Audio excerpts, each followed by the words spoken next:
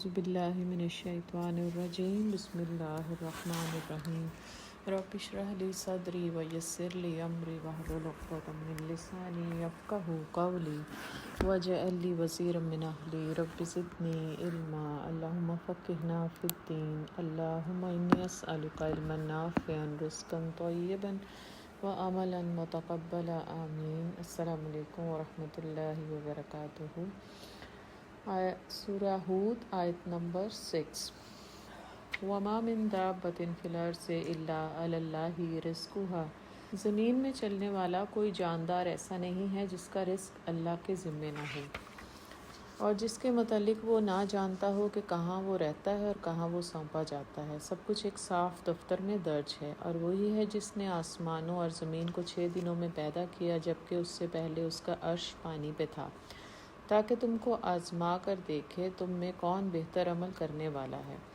اب اگر اے محمد تم کہتے ہو کہ لوگوں میں مرنے کے بعد تم دوبارہ اٹھائے جاؤ گے تو منکرین فوراً بول اٹھتے ہیں کہ یہ تو سری جادوگری ہے، اور اگر ہم ایک خاص مدت تک ان کی سزا کو ٹالتے ہیں تو وہ کہنے لگتے ہیں کہ آخر کس چیز نے اسے روک رکھا ہے۔ سنو، جس روز اس سزا کا وقت آ گیا تو وہ کسی کے پھیرے نہ پھر سکے گا، اور وہی چیز ان کو آ گھیرے گی جس کا وہ مذاق اڑا رہے تھے۔ وَلَئِنْ أَذَقْنَا الْإِنسَانَ مِنَّا رَحْمَةً ثُمَّ نَزَعْنَاهَا مِنْهُ إِنَّهُ لَيَئُوسٌ کفور۔ اگر کبھی ہم انسان کو اپنی رحمت سے نوازنے کے بعد پھر اس سے محروم کر دیتے ہیں تو وہ مایوس ہوتا ہے اور ناشکری کرنے لگتا ہے، اور اگر اس مصیبت کے بعد جو اس پر آئی تھی ہم نے اسے نعمت کا مزہ چکھاتے ہیں تو وہ کہتا ہے میرے تو سارے دل در پار ہو گئے ہیں۔ پھر وہ پھولا نہیں سماتا اور اکڑنے لگتا ہے۔ اس عیب سے پاک اگر کوئی ہیں تو بس وہ لوگ جو صبر کرنے والے اور نیکوکار ہیں، اور وہی ہیں جن کے لیے درگزر بھی ہے اور بڑا اجر بھی ہے۔ تو اے پیغمبر صلی اللہ علیہ وسلم، کہیں ایسا نہ ہو کہ تم ان چیزوں میں سے کسی چیز کو بیان کرنے سے چھوڑ دو جو تمہاری طرف وحی کی جا رہی ہے، اور اس بات پر دل تنگ ہو کہ وہ کہیں گے اس شخص پر کوئی خزانہ کیوں نہ اتارا گیا، یا یہ کہ اس کے ساتھ کوئی فرشتہ کیوں نہیں آیا۔ تو وہ محض خبردار کرنے والے تم تو محض خبردار کرنے والے ہو، آگے ہر چیز کا حوالہ دار اللہ ہے۔ کیا یہ کہتے ہیں کہ پیغمبر نے یہ کتاب خود گھڑ لی ہے؟ کہو اچھا یہ بات ہے تو اس جیسی گھڑی ہوئی 10 صورتیں تم بنا لاؤ اور اللہ کے سوا اور جو تمہارے معبود ہیں ان کو مدد کے لیے بلا سکتے ہو تو بلا لو، اگر تم انہیں معبود سمجھنے میں سچے ہو۔ اب اگر وہ تمہارے معبود تمہاری مدد کو نہیں پہنچتے تو جان لو کہ یہ اللہ کے علم سے نازل ہوئی ہے، اور یہ کہ اللہ کے سوا کوئی حقیقی معبود نہیں ہے۔ پھر کیا تم اس امر حق کے آگے سر تسلیم خم کرتے ہو؟ جو لوگ بس اسی دنیا کی زندگی اور اس کی خوش نمائیوں کے طالب ہوتے ہیں، ان کی کارگزاری کا سارا پھل ہم یہیں ان کو دے دیتے ہیں، اور اس میں ان کے ساتھ کوئی کمی نہیں کی جاتی، مگر آخرت میں ایسے لوگوں کے لیے آگ کے سوا کچھ نہیں ہے۔ وہاں معلوم ہو جائے گا کہ جو کچھ انہوں نے دنیا میں بنایا وہ سب ملیا میٹ ہو گیا، اور اب ان کا سارا کیا دھرا محض باطل ہے۔ پھر بھلا وہ شخص جو اپنے رب کی طرف سے ایک صاف شہادت رکھتا ہے، اس کے بعد ایک گواہ بھی پروردگار کی طرف سے شہادت کی تائید میں آ گیا، اور پہلے موسیٰ کی کتاب رہنما اور رحمت کے طور پر آئی ہوئی بھی موجود تھی، کیا وہ بھی دنیا پرستوں کی طرح اس سے انکار کر سکتا ہے؟ ایسے لوگ تو اس پر ایمان ہی لائیں گے، اور انسانی گروہوں میں سے جو کوئی اس کا انکار کرے تو اس کے لیے جس جگہ کا وعدہ ہے وہ دوزخ ہے۔ پس اے پیغمبر صلی اللہ علیہ وسلم، تم اس چیز کی طرف سے کسی شک میں نہ پڑنا، یہ حق ہے تمہارے رب کی طرف سے، مگر اکثر لوگ نہیں مانتے۔ اور اس شخص سے بڑھ کر ظالم اور کون ہوگا جو اللہ پر جھوٹ گھڑے؟ ایسے لوگ اپنے رب کے حضور پیش ہوں گے اور گواہ شہادت دیں گے کہ یہ ہیں وہ لوگ جنہوں نے اپنے رب پر جھوٹ گھڑا تھا۔ سنو، خدا کی لعنت ہے ظالموں پر، ان ظالموں پر جو خدا کے راستے سے لوگوں کو روکتے ہیں، اس کے راستے کو ٹیڑھا کرنا چاہتے ہیں اور آخرت کا انکار کرتے ہیں۔ وہ زمین میں اللہ کو بے بس کرنے والے نہ تھے، اور نہ اللہ کے مقابلے میں کوئی ان کا حامی تھا۔ انہیں اب دوہرا عذاب دیا جائے گا، وہ نہ کسی کو کی سن سکتے ہیں اور نہ خود ہی انہیں کچھ سوچتا ہے۔ یہ وہ لوگ ہیں جنہوں نے اپنے آپ کو خود گھاٹے میں ڈالا اور وہ سب کچھ ان سے کھویا گیا جو انہوں نے گھڑ رکھا تھا۔ ناگزیر ہے کہ وہی آخرت میں سب سے بڑھ کر گھاٹے میں رہیں۔ وہ لوگ جو ایمان لائے اور جنہوں نے نیک عمل کیے اور اپنے رب ہی کے ہو کر رہے، تو یقیناً وہ جنتی لوگ ہیں اور جنت میں ہمیشہ رہیں گے۔ ان دونوں فریقوں کی مثال ایسی ہے جیسے ایک آدمی تو ہے اندھا بہرا اور دوسرا ہو دیکھنے اور سننے والا۔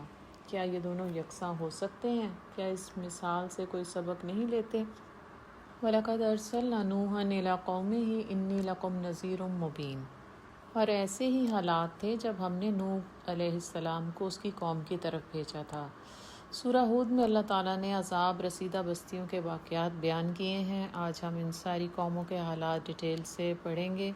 آج آپ ان کو سن لیں اور اس کو آئندہ جب یہ واقعات آئیں گے تو ہم ان کو بس تھورلی ریڈ ہی کریں گے، تو ان کو اپنے ذہنوں میں دہراتے رہیے گا۔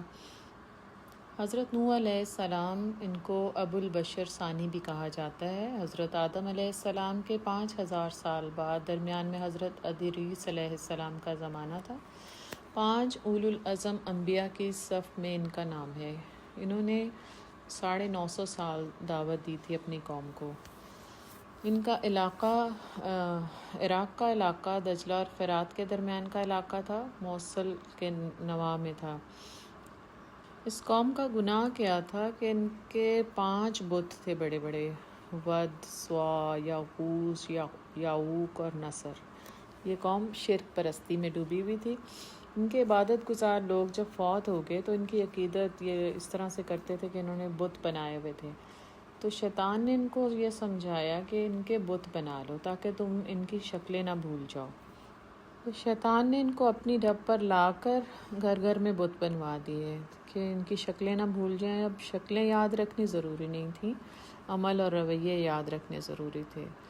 تو شیطان نے ان کو کہا کہ تم ان کے مجسمے بناؤ اور اپنے گھروں میں لے جاؤ تاکہ تمہارے بیوی بچے بھی ان کو دیکھیں اور ان کو بھولیں نہیں۔ اس طرح یہ شرک میں مبتلا ہو گئے۔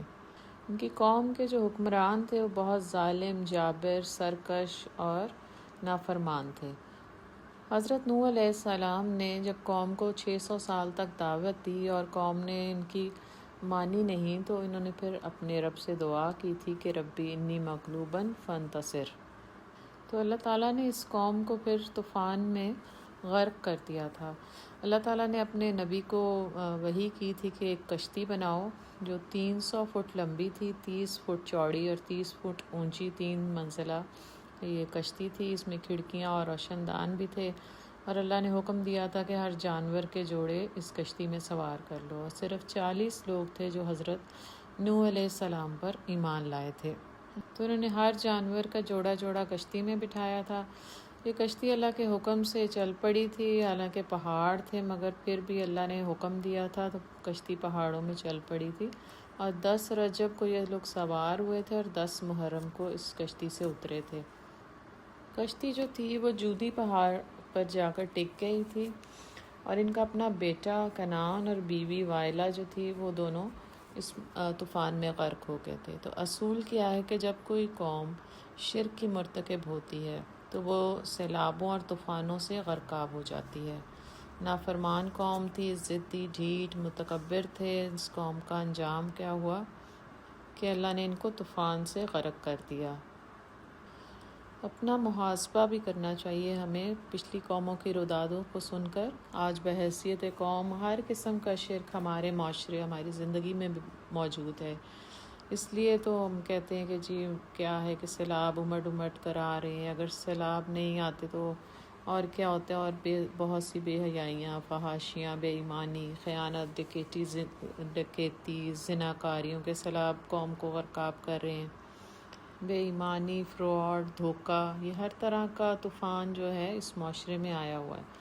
ہر نبی کو اللہ تعالیٰ نے ایک قوم اور ایک بستی کی طرف، ایک علاقے کی طرف بھیجا تھا اور ایک وقت مقرر کے لیے، لیکن ہمارے نبی صلی اللہ علیہ وسلم وَمَا أَرْسَلْنَاكَ إِلَّا رَحْمَةً لِلْعَالَمِينَ صرف مکہ کی بستی کے لیے نہیں، اور نہ صرف اس دور کے لیے بلکہ پوری روئے زمین کے لیے ان کو بھیجا گیا تھا، اور صرف اس دور کے لیے نہیں تھے بلکہ قیامت تک کے لیے ان کو بھیجا گیا۔ اس نے کہا، میں تم لوگوں کو صاف صاف خبردار کرتا ہوں کہ اللہ کے سوا کسی کی بندگی نہ کرو، ورنہ مجھے اندیشہ ہے کہ تم پر ایک روز دردناک عذاب آئے گا۔ جواب میں اس کی قوم کے سردار جنہوں نے اس کی بات ماننے سے انکار کیا تھا بولے تھے، ہماری نظر میں تو تم اس کے سوا کچھ نہیں ہو کہ بس ایک انسان ہو ہم جیسے۔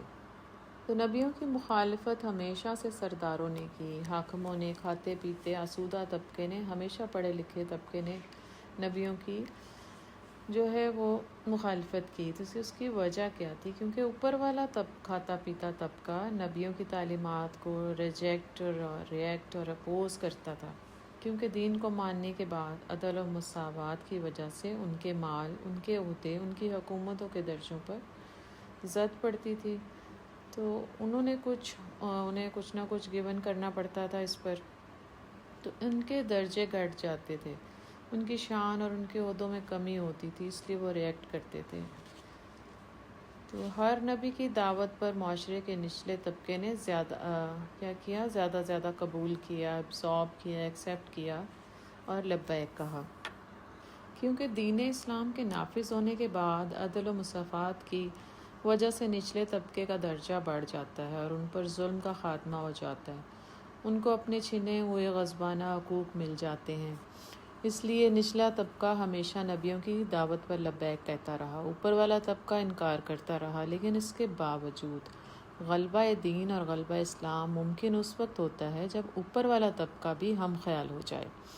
نبی صلی اللہ علیہ وسلم کی تعلیمات دیکھیں تو اس میں کوئی شک نہیں کہ حضرت زید بن حارث، حضرت حباب بن ارد، حضرت بلال حبشی، حضرت سلمان فارسی، آل یاسر، کثیر تعداد معاشرے کے نچلے طبقے کی تھی، لیکن اس کے باوجود نبی صلی اللہ علیہ وسلم کے ساتھ اوپر والا طبقہ بھی معاون بنا تھا۔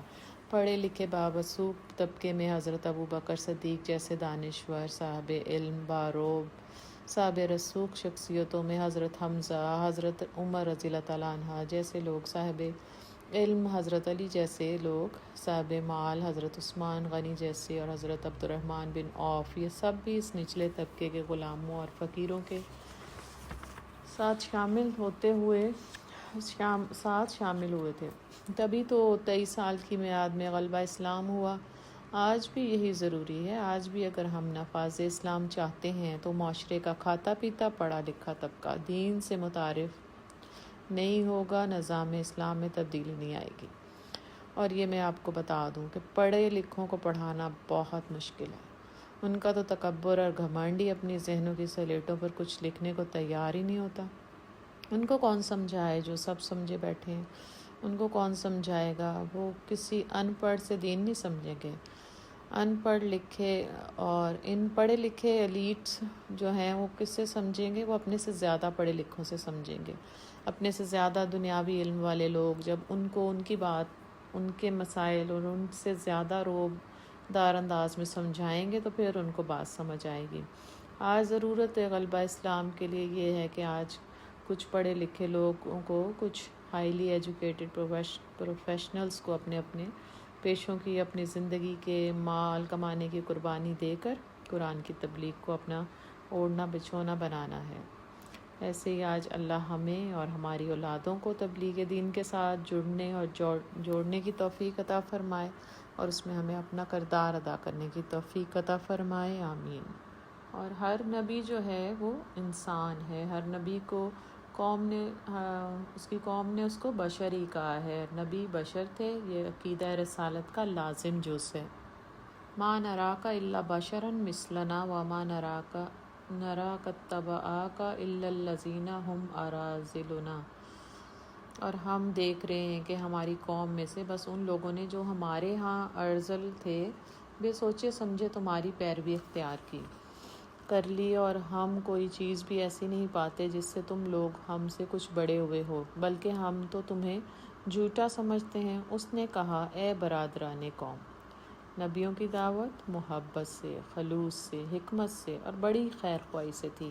تو انہوں نے اپنے قوم کو کیا کہا؟ اے برادران قوم، ذرا سوچو تو صحیح، اگر میں اپنے رب کی طرف سے ایک کھلی شہادت پر قائم تھا اور پھر اس نے مجھ کو اپنی خاص رحمت سے بھی نواز دیا، مگر وہ تم کو نظر نہ آئی، تو آخر ہمارے پاس کیا ذریعہ ہے کہ تم ماننا نہ چاہو اور ہم زبردستی اس کو تمہارے سر چسپاں کر دیں؟ اے برادران قوم، میں اس کام پر تم سے کوئی مال نہیں مانگتا، میرا اجر تو اللہ کے ذمے ہے، اور میں ان لوگوں کو دھکے دینے سے بھی رہا جنہوں نے میری بات مانی ہے، اور وہ آپ ہی اپنے رب کے حضور جانے والے ہیں، مگر میں دیکھتا ہوں کہ تم لوگ جہالت برت رہے ہو۔ اے لوگ اور اے قوم، اگر میں ان لوگوں کو دھتکار دوں تو خدا کی پکڑ سے کون مجھے بچائے گا؟ تم لوگوں کی سمجھ میں کیا اتنی بات بھی نہیں آتی؟ اور میں تم سے نہیں کہتا کہ میرے پاس اللہ کے خزانے ہیں، نہ میں یہ کہتا ہوں کہ میں غیب کا علم رکھتا ہوں، نہ یہ میرا دعویٰ ہے کہ میں فرشتہ ہوں، اور یہ بھی میں نہیں کہہ سکتا کہ جن لوگوں کو تمہاری آنکھیں حقارت سے دیکھتی ہیں انہیں اللہ نے کوئی بھلائی نہیں دی، ان کے نفس کا حال اللہ ہی بہتر جانتا ہے۔ اگر میں ایسا کہوں تو ظالم ہوں گا۔ آخر کار ان لوگوں نے کہا، اے نوح علیہ السلام، تم نے ہم سے جھگڑا کیا اور بہت کر لیا، اب تو بس وہ عذاب لے آؤ جس کی تم ہمیں دھمکی دیتے ہو، اگر سچے ہو۔ نوح علیہ السلام نے جواب دیا، وہ تو اللہ ہی لائے گا اگر چاہے گا، اور تم اتنا بل بوتا نہیں رکھتے کہ اسے روک دو۔ اب اگر میں تمہاری کچھ خیر خواہی کرنا بھی چاہوں تو میری خیر خواہی تمہیں کوئی فائدہ نہیں دے سکتی، جبکہ اللہ ہی نے تمہیں بھٹکا دینے کا ارادہ کر لیا ہو، اور وہی تمہارا رب ہے اور اسی کی طرف تمہیں پلٹنا ہے۔ اے محمد صلی اللہ علیہ وسلم، کیا یہ لوگ کہتے ہیں کہ اس شخص نے یہ سب کچھ خود گھڑ لیا ہے؟ ان سے کہو، اگر میں نے یہ خود گھڑا ہے تو مجھ پر اپنے جرم کی ذمہ داری ہے، اور جو جرم تم کر رہے ہو اس کی ذمہ داری سے میں بری ہوں۔ نوح علیہ السلام پر وحی کی گئی کہ تمہارے قوم میں سے جو لوگ ایمان لا چکے ہیں وہ لا چکے ہیں، اب کوئی ماننے والا نہیں ہے، ان کے کرتوتوں پر غم نہ کھاؤ، چھوڑو اور ہماری نگرانی میں ہماری وحی کے مطابق ایک کشتی بنانی شروع کر دو، اور دیکھو جن لوگوں نے ظلم کیا ہے ان کے حق میں مجھ سے کوئی سفارش نہ کرنا، یہ سارے کے سارے اب ڈوبنے والے ہیں۔ نوح علیہ السلام۔ نوح کشتی بنا رہا تھا اور اس کی قوم کے سرداروں میں سے جو کوئی اس کے پاس سے گزرتا وہ اس کا مذاق اڑاتا تھا۔ تو یہ سرداروں اور حاکموں نے جو ان کی مخالفت کی، کیونکہ اوپر والا طبقہ نبیوں کی تعلیمات کو ریجیکٹ ہی کرتا آیا، کیونکہ دین کے احکامات ماننے کے بعد ان کو کچھ گبن کرنا پڑنا تھا، اس لیے وہ ان کا مذاق اڑا رہے تھے۔ اس نے کہا، اگر تم ہم پر ہنستے ہو تو ہم بھی تم پر ہنس رہے ہیں، عنقریب تمہیں خود معلوم ہو جائے گا کہ کس پر وہ عذاب آتا ہے جو اسے رسوا کر دے گا، اور کس پر وہ بلا ٹوٹ پڑتی ہے جو ٹالے نہ ٹلے گی، یہاں تک کہ جب ہمارا حکم آ گیا اور وہ تنور ابل پڑا تو ہم نے کہا، ہر قسم کے جانوروں کا ایک ایک جوڑا کشتی میں رکھ لو، اپنے گھر والوں کو بھی، سوائے ان اشخاص کے جن کے نشاندہی پہلے کی جا چکی ہے، اس میں سوار کرا دو، اور ان لوگوں کو بھی بٹھا لو جو ایمان لائے ہیں، اور تھوڑے ہی لوگ تھے جو نوح علیہ السلام کے ساتھ ایمان لائے تھے۔ نوح علیہ السلام نے کہا، سوار ہو جاؤ، وقال ارکبوا فیہا بسم اللہ مجریہا ومرساہا، سوار ہو جاؤ، اس میں اللہ ہی کے نام سے ہے اس کا چلنا بھی اور اس کا ٹھہرنا بھی، میرا رب بڑا غفور الرحیم ہے۔ کشتی ان لوگوں کو لیے چلی جا رہی تھی اور ایک ایک موج پہاڑ کی طرف اٹھ رہی تھی۔ نوح کا بیٹا دور فاصلے پر تھا۔ نوح علیہ السلام نے پکار کر کہا، بیٹا ہمارے ساتھ سوار ہو جاؤ، کافروں کے ساتھ نہ رہ۔ ان کی بیوی کا نام وائلہ اور بیٹے کا نام کنعان تھا، دونوں نے اسلام قبول نہیں کیا تھا، اسلام سے محروم رہ گئے تھے۔ ہدایت تو اللہ ہی کی طرف سے ملتی ہے، یہدی من یشاء الی صراط مستقیم، ہدایت اللہ کی طرف سے ہے۔ بہت سے اصول ہیں اس میں، ایک تو یہ کہ حضرت نوح علیہ السلام اتنے بڑے اولو العزم نبی تھے اور ان کی نبوت کا کام نہ آئی کہ اپنے ہی بیٹے اور بیوی جو تھے وہ ایمان سے محروم رہ گئے، تو اتنی دعوت کے بعد بھی اتنے قریبی رشتے جو تھے وہ ایمان سے محروم رہ گئے۔ یہاں کیا اصول مل رہا ہے کہ ہدایت اللہ کے حکم سے ہے، اور دوسرا یہ کہ چراغ تلے اندھیرا، اپنے گھر والوں کو جو تھے وہ دعوت دینے کے باوجود بھی وہ ان کو ایمان پر قائم نہ رکھ سکے۔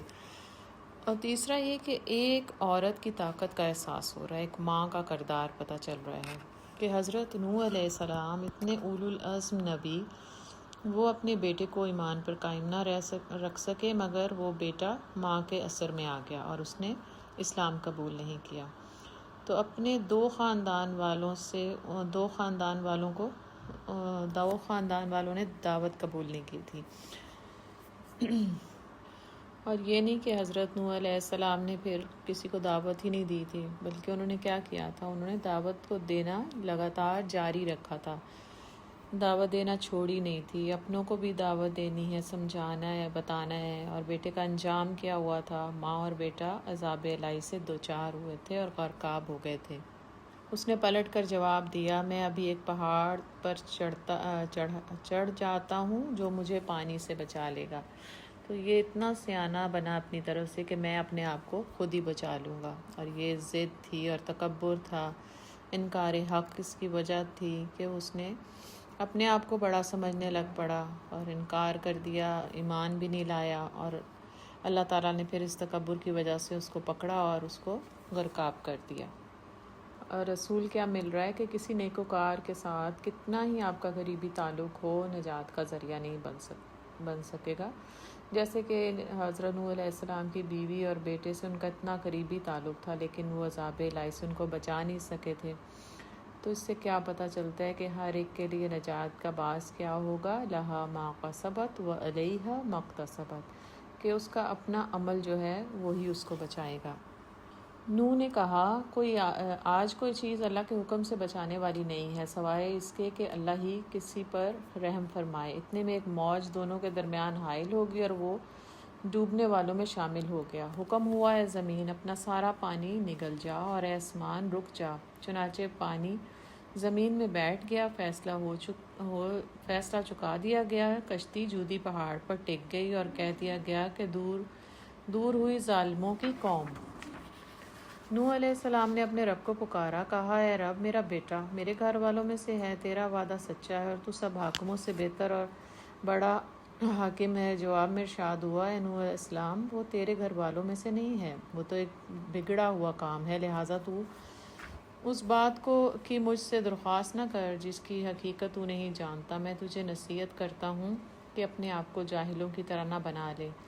نوح علیہ السلام نے فوراً عرض کیا، ربی انی اعوذ بک ان اسألک ما لیس لی بہ علم، اے میرے رب میں تیری پناہ مانگتا ہوں اور اس سے کہ وہ چیز تجھ سے مانگوں جس کا مجھے علم نہیں۔ اگر تو نے مجھے معاف نہ کیا اور رحم نہ فرمایا تو میں برباد ہو جاؤں گا۔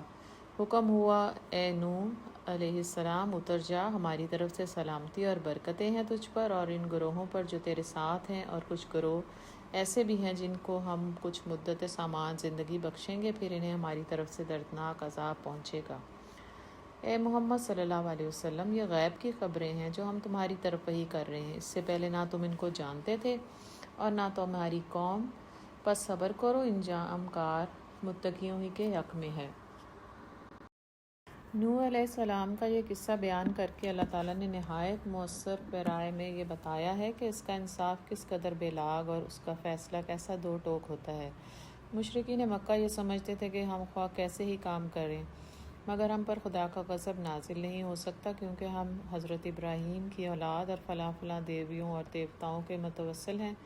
یہودیوں اور عیسائیوں کے بھی ایسے ہی کچھ گمان تھے، اور بہت سے غلط کار مسلمان بھی اس قسم کے جھوٹے بھروسوں پر تکیہ کیے ہوئے ہیں کہ ہم فلاں حضرت کی اولاد ہیں اور فلاں حضرت کے دامن گرفتہ میں ہیں اور اس کی سفارش ہم کو خدا کے انصاف سے بچا لے گی۔ لیکن یہاں یہ منظر دکھایا گیا کہ ایک جلیل القدر پیغمبر اپنی آنکھوں کے سامنے اپنے لگتے جگر کو ڈوبتے ہوئے دیکھتا ہے اور تڑپ کر بیٹے کے لیے معافی کی درخواست اللہ سے کرتا ہے، لیکن دربار خداوندی سے الٹی اس پر ڈانٹ پڑتی ہے، اور باپ کی پیغمبری بھی ایک بدعمل بیٹے کو عذاب سے نہیں بچا سکتی۔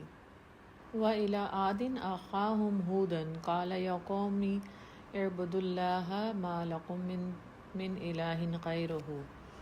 اور عاد کی طرف ہم نے ان کے بھائی ہود کو بھیجا، اس نے کہا، اے برادران قوم، اللہ کی بندگی کرو، تمہارا کوئی خدا اس کے سوا نہیں ہے، تم نے محض جھوٹ گھڑ رکھے ہیں۔ قوم عاد کی طرف جو نبی بھیجے گئے ان کا نام حضرت ہود علیہ السلام تھا۔ یہ عرب کی قدیم ترین قوم تھی جس کے افسانے اہل عرب میں بہت زیادہ مشہور تھے، اور عرب قدیم چیزوں کو عادیات کہتے تھے۔ اس قوم کا اصل مسکن احقاف کا علاقہ تھا جو حجاز، یمن اور یمامہ کے درمیان عربہ الخالی کے جنوب مغرب میں واقع ہے۔ یہیں سے پھیل کر ان لوگوں نے یمن کے مغربی سواحل اور عمان و حضر موت سے عراق تک اپنی طاقت کا سکہ جمایا، اور تاریخی حیثیت سے اس قوم کے آثار دنیا سے تقریباً ناپید ہو چکے ہیں، لیکن جنوبی عرب میں کہیں کہیں کچھ پرانے کھنڈر موجود ہیں۔ حضر موت میں ایک مقام پر حضرت ہود علیہ السلام کی قبر بھی مشہور ہے۔ 1837 میں ایک انگریزی بحری افسر جیمز آر ویلسٹڈ کو حصن غراب میں ایک پرانا کتبہ ملا تھا جس پر حضرت ہود علیہ السلام کا ذکر موجود تھا، اور وہ عبارت سے صاف معلوم ہوتا ہے کہ یہ ان لوگوں کی تحریر ہے جو شریعت ہود کے پیروکار تھے۔ قوم کو اللہ تعالیٰ نے بہت نعمتوں سے نوازا تھا۔ نوح علیہ السلام کی قوم کے جانشین تھے۔ اونچے، لمبے، تنومند، خوبصورت اور ترقی یافتہ متمدن ان کو اللہ نے بنایا تھا۔ ستونوں والی عمارتیں بنائی تھیں۔ اور انہوں نے کیا گناہ کیا تھا؟ ان کا گناہ بھی شرک، بت پرستی تھی۔ نبی کی دعوت کا انکار کیا تھا، اللہ اور اللہ کے نبی کی نافرمانی کی تھی۔ حکمران بھی جابر، ظالم، سرکش تھے۔ نہ اللہ کا نظام قائم کیا انہوں نے، نہ اپنا عدل اور نہ انصاف، نہ مساوات، بلکہ اپنے محلات کے قریب بھی کسی کو نہیں آنے دیتے تھے۔ اللہ کی نعمتوں کی ناشکری کی۔ اللہ نے اتنی کثیر نعمتوں سے نوازا تھا، اس کے باوجود بھی انہوں نے زمین پر بغاوت اور فتنہ فساد کیا۔ ان پر عذاب کیسے آیا کہ پہلے 3 سال ان سے بارش کو روک لیا گیا تھا، ایک قطرہ بھی نہیں برسا تھا۔ بہت خوشحالی اور قحط سالی تھی، اس کے باوجود انہوں نے نہ اپنی اصلاح کی، نہ استغفار، نہ توبہ۔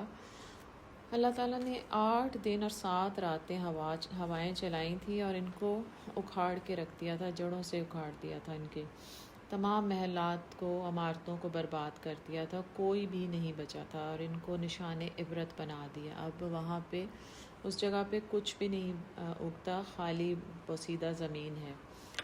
تو اس سے اصول ہمیں یہ ملتا ہے کہ شرک کا انجام اور سرکش حکمران کی حکومت کا قلادہ نہ اتارنے والی قوم کا انجام کیا ہوا، فتنے اور ظلم کے خلاف نہ اٹھنے والی قوم کا انجام، امر بالمعروف اور نہی عن المنکر کرنے والی کی اہمیت سمجھ آتی ہے۔ پھر بڑے بڑے عذاب سے پہلے چھوٹے عذاب بھی آئے اور انہوں نے اس پر توبہ استغفار کی، اور اس کی اہمیت کا پتہ چل رہا ہے۔ آج ہم بھی من حیث القوم دیکھیں تو شرک بھی ہے، اور اللہ اور اللہ کے رسول کی نافرمانی بھی ہو رہی ہے۔ ظالم جابر حکمران جو اللہ کے علاوہ دوسرے حکمرانوں کو تھامے ہوئے ہیں، ان کے قلادے بھی ہم اپنی گردنوں سے نہیں اتار رہے، اور اللہ کی زمین پر اللہ کے دین کی حاکمیت بھی قائم نہیں کر رہے، اور پھر چھوٹے عذابوں پر اجتماعی استغفار اور اصلاح بھی نہیں ہو رہی۔ تو یہ ساری کمیاں اور کوتاہیاں ہم میں بھی موجود ہیں۔ اے برادران قوم، اس کام پر میں تم سے کوئی اجر نہیں چاہتا، میرا اجر تو اس کے ذمے ہے جس نے مجھے پیدا کیا ہے۔ کیا تم عقل سے ذرا کام نہیں لیتے؟ اور میری قوم کے لوگوں، یا قوم استغفروا ربکم ثم توبوا الیہ یرسل السماء علیکم مدرارا وَيَزِدْكُمْ قُوَّةً إِلَىٰ قُوَّتِكُمْ وَلَا تَتَوَلَّوْا مُجْرِمِينَ۔ اے میری قوم کے لوگوں، اپنے رب سے معافی چاہو، پھر اس کی طرف پلٹو، وہ تم پر آسمان کے دہانے کھول دے گا اور تمہاری موجودہ قوت پر مزید قوت کا اضافہ کرے گا۔ مجرموں کی طرح منہ نہ پھیرو۔ انہوں نے جواب دیا، اے ہود، تو ہمارے پاس کوئی صریح شہادت لے کر نہیں آیا، اور تیرے کہنے سے ہم اپنے معبودوں کو نہیں چھوڑ سکتے، اور تجھ پر ہم ایمان لانے والے نہیں۔ ہم تو یہ سمجھتے ہیں کہ تیرے اوپر ہمارے معبودوں میں سے کسی کی مار پڑ گئی ہے۔ ہود علیہ السلام نے کہا، میں اللہ کی شہادت پیش کرتا ہوں اور تم گواہ رہو کہ جو اللہ کے سوا دوسروں کو تم نے خدائی میں شریک ٹھہرایا ہے تو اس سے میں بیزار ہوں۔ تم سب کے سب مل کر میرے خلاف اپنی کرنی میں کسر نہ اٹھا رکھو اور مجھے ذرا مہلت نہ دو۔ میرا بھروسہ اللہ پر ہے جو میرا بھی رب ہے اور تمہارا بھی رب ہے۔ کوئی جاندار ایسا نہیں جس کی چوٹی اس کے ہاتھ میں نہ ہو۔ بے شک میرا رب سیدھی راہ پر ہے، اگر تم منہ پھیرتے ہو تو پھیر لو۔ جو پیغام دے کر میں تمہارے پاس بھیجا گیا تھا وہ میں تم کو پہنچا چکا ہوں۔ اب میرا رب تمہاری جگہ دوسری قوم کو اٹھائے گا اور تم اس کا کچھ نہ بگاڑ سکو گے۔ یقیناً میرا رب ہر چیز پر نگران ہے۔ پھر جب ہمارا حکم آ گیا تو ہم نے اپنی رحمت سے ہود کو اور ان کو جو اس کے ساتھ ایمان لائے تھے نجات دے دی، اور ایک سخت عذاب سے انہیں بچا لیا۔ یہ ہیں عاد، اپنے رب کی آیات سے انہوں نے انکار کیا، اس کے رسولوں کی بات نہ مانی، اور ہر جبار دشمن حق کی پیروی کرتے رہے۔ آخر کار اس دنیا میں بھی ان پر پھٹکار پڑی اور قیامت کے روز بھی۔ سنو، عاد نے اپنے رب سے کفر کیا، سنو، دور پھینک دیے گئے عاد، ہود کی قوم کے لوگ۔ وَإِلَىٰ ثَمُودَ أَخَاهُمْ صَالِحًا، اور سمود کی طرف ہم نے ان کے بھائی صالح کو بھیجا۔ قَالَ يَا قَوْمِ اعْبُدُوا اللَّهَ مَا لَكُم مِّنْ إِلَٰهٍ غَيْرُهُ، ہر قوم کا ایک ہی پیغام تھا اللہ کی طرف سے۔ انہوں نے آ کر اپنی قوم کو کیا نصیحت کی کہ اے میری قوم کے لوگوں، اللہ کی بندگی کرو، اس کے سوا تمہارا کوئی خدا نہیں ہے۔ لا الہ الا اللہ، ہر نبی کا یہ پیغام تھا۔ قوم سمود کی طرف جو نبی بھیجے گئے ان کا نام حضرت صالح علیہ السلام تھا۔ قوم کو عاد ثانیہ بھی کہا جاتا ہے، اور یہ قوم عاد کے جانشین تھے۔ اس قوم کا مسکن شمالی مغرب عرب کا وہ علاقہ تھا جو آج بھی الحجر کے نام سے موسوم ہے۔ موجودہ زمانے میں مدینہ اور تبوک کے درمیان حجاز ریلوے پر ایک اسٹیشن پڑتا ہے جسے مدائن صالح کہتے ہیں۔ یہی سمود کا صدر مقام تھا اور قدیم زمانے میں حجر کہلاتا تھا۔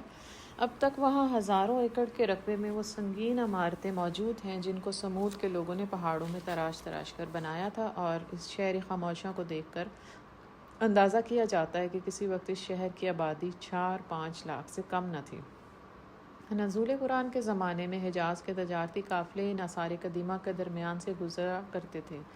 نبی صلی اللہ علیہ وسلم غزوہ تبوک کے موقع پر جب ادھر سے گزرے تو آپ نے مسلمانوں کو یہ آثار عبرت دکھائے تھے اور وہ سبق دیا تھا جو آثار قدیمہ سے ہر صاحب بصیرت انسان کو حاصل کرنا چاہیے۔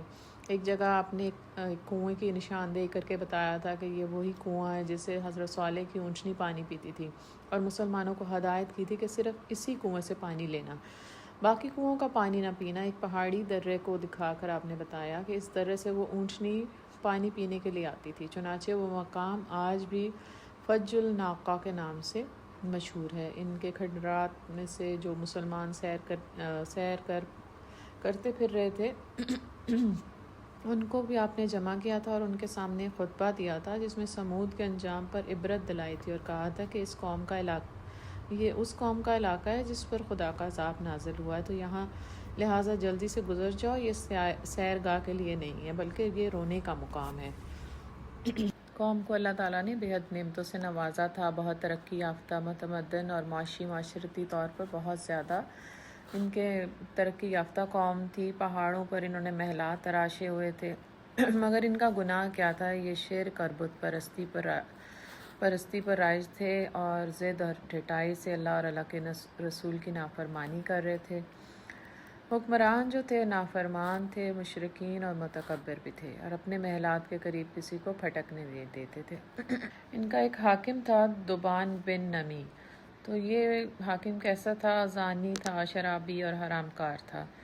زمین پر اللہ کے نظام کو اس نے رائج نہیں کیا تھا۔ تو پھر جیسے حکمران اور ویسے ہی قوم کا رویہ کیا تھا؟ انہوں نے اللہ سے معجزہ مانگا تھا، اپنے نبی سے کہا تھا کہ معجزہ طلب کرو، تو اللہ سے جب معجزہ مانگا گیا تو اللہ تعالیٰ نے ایک اونٹنی معجزے کے طور پہ دے دی تھی۔ اونٹنی آئی تھی اور اللہ نے کہا تھا کہ اس کو چھوڑ دو اور اس کو چرنے دو۔ اللہ کی طرف سے اونٹنی کا ظہور ہوا تھا، اور یہ 10 ماہ کی حاملہ اونٹنی تھی، اور اللہ نے کہا تھا کہ اس کو چھوڑ دو، آزادانہ تمہاری زمینوں میں چرتی پھرے، ایک دن یہ اکیلی پانی پیے گی اور دوسرے دن پوری قوم کے جانور پانی پیئیں گے، اگر تم نے اسے ہاتھ لگایا تو یکایک تم پر خدا کا عذاب ٹوٹ پڑے گا۔ اور یہ بات اس قوم سے جو ہے نا وہ ہضم نہیں ہو رہی تھی کہ یہ لوگ اس کے آزادانہ چرنے پھرنے کو اور اس بات کو کہ ایک دن وہ پیے گی اور دوسرے دن باقی جانور پئیں گے، اس کو بڑی مشکل سے اس بات کو برداشت کر رہے تھے۔ پھر آخر انہوں نے کیا کیا کہ سب نے مشورہ کر کے سازش کی اس کو قتل کرنے کی۔ اس اونٹنی کا بچہ بھی اس کے ساتھ تھا۔ کدار بن سالف اور اس کا دوست مصدع، اس کو ان کی معشوقہ نے فرمائش کی تھی کہ اس اونٹنی کو مار ڈالو، تو معشوقہ کی فرمائش پر یہ اس کی گھات میں بیٹھ گئے۔ کردار بن سالف جو تھا بہت مالدار تھا، ولد الحرام، شرابی، زانی نوجوان تھا، خوبصورت تھا اور سفید رنگ تھا، نیلی آنکھوں والا تھا۔ جب وہ اونٹنی کے انتظار میں کنویں کے پاس بیٹھا تاکہ اس کی کونچیں کاٹ دیں، اور کیونکہ اس کی کونچیں لمبی تھی تو اس نے اس کی کونچیں کاٹ دی، اونٹنی نے چیخ ماری اور وہ غائب ہو گئی، اور اس کا بچہ بھی ساتھ ہی غائب ہو گیا۔ تو یہ اللہ کی طرف سے ان پر عذاب کی ایک نشانی ظاہر ہوئی۔ اس کے بعد یہ اپنے نبی کے پاس گئے اور ان سے سارا واقعہ بتایا۔ پھر نبی نے بتایا کہ 3 دن بعد اب عذاب آ جائے گا، اور کیا ہوگا کہ تمہارے چہرے جو ہیں پہلے کچھ زرد ہوں گے، پھر تمہارے چہرے لال ہوں گے، سرخ ہو جائیں گے، پھر سیاہ ہو جائیں گے، اور پھر عذاب آئے گا۔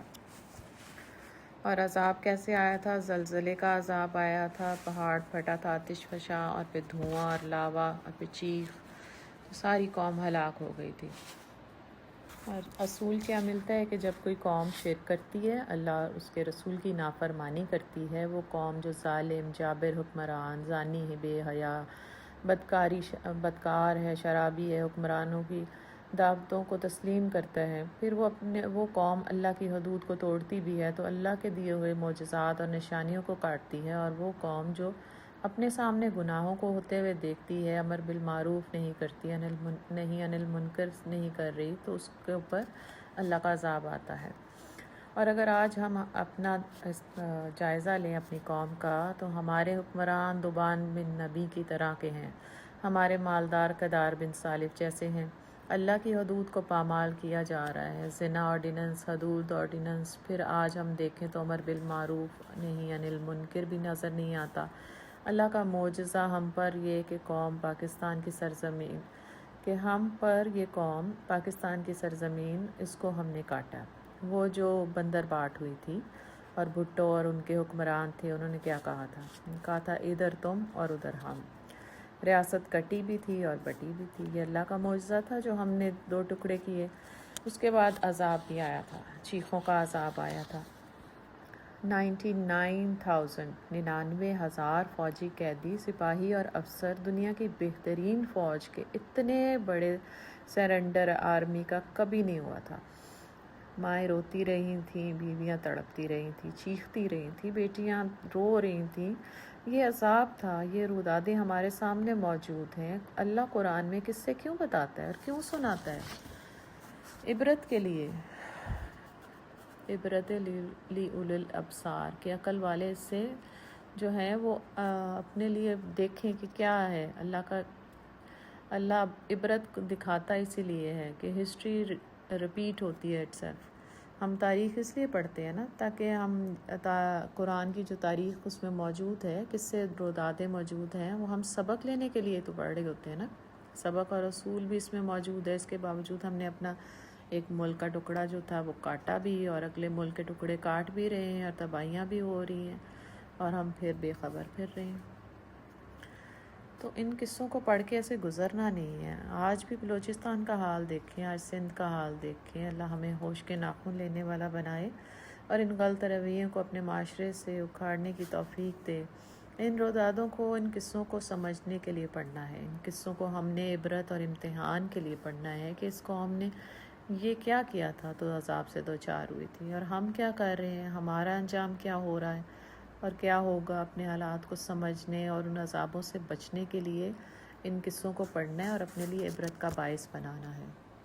هو انشأکم من الارض واستعمرکم فیہا فاستغفروہ ثم توبوا الیہ ان ربی قریب مجیب۔ وہی ہے جس نے تم کو زمین سے پیدا کیا اور یہاں تم کو بسایا، لہٰذا تم اس سے معافی چاہو اور اس کی طرف پلٹ آؤ، یقیناً میرا رب قریب ہے اور وہ دعاؤں کا جواب دینے والا ہے۔ انہوں نے کہا، اے سوالے، اس سے پہلے تو ہمارے درمیان ایک ایسا شخص تھا جس سے بڑی توقعات وابستہ تھیں، کیا تو ہمیں ان معبودوں کی پرستی سے روکنا چاہتا ہے جس کی پرستش ہمارے باپ دادا کرتے تھے۔ تو جس طریقے کی طرف ہمیں بلا رہا ہے اس کے بارے میں ہم کو سخت شبہ ہے، جس نے ہمیں خلجان میں ڈال رکھا ہے۔ صالح نے کہا، اے برادران قوم، تم نے کچھ اس بات پر بھی غور کیا ہے کہ اگر میں اپنے رب کی طرف سے ایک صاف شہادت رکھتا تھا اور پھر اس نے اپنی رحمت سے بھی مجھ کو نواز دیا، تو اس کے بعد اللہ کی پکڑ سے مجھے کون بچائے گا اگر میں اس کی نافرمانی کروں؟ تم میرے کس کام آ سکتے ہو سوائے اس کے کہ مجھے اور زیادہ خسارے میں ڈال دو۔ اے میری قوم کے لوگو، دیکھو یہ اللہ کی اونٹنی تمہارے لیے ایک نشانی ہے، اسے خدا کی زمین میں چرنے کے لیے آزاد چھوڑ دو، اس سے ذرا تعرض نہ کرو، اور نہ کچھ زیادہ دیر نہ گزرے گی کہ تم پر خدا کا عذاب آ جائے گا۔ مگر انہوں نے اونٹنی کو مار ڈالا، اور اس پر صالح علیہ السلام نے ان کو خبردار کر دیا کہ بس اب 3 دن اپنے گھروں میں رہو، گھروں میں اور رہ بس لو، یہ ایسی میعاد ہے جو جھوٹی نہ ثابت ہوگی۔ آخر کار جب ہمارے فیصلے کا وقت آ گیا تو پھر ہم نے اپنی رحمت سے صالح کو اور ان لوگوں کو جو اس کے ساتھ ایمان لائے تھے بچا لیا، اور اس دن کی رسوائی سے ان کو محفوظ رکھا۔ بے شک تیرا رب ہی دراصل طاقتور اور بالا دست ہے۔ رہے وہ لوگ جنہوں نے ظلم کیا تھا تو ایک سخت دھماکے نے ان کو دھر لیا، اور وہ اپنی بستیوں میں اس طرح بے حس و حرکت پڑے رہ گئے کہ گویا وہ وہاں کبھی ایسے تھے ہی نہیں، کبھی بسے ہی نہ تھے۔ حضرت صالح علیہ السلام کے ساتھ صرف 120 لوگ تھے جو ایمان لائے تھے۔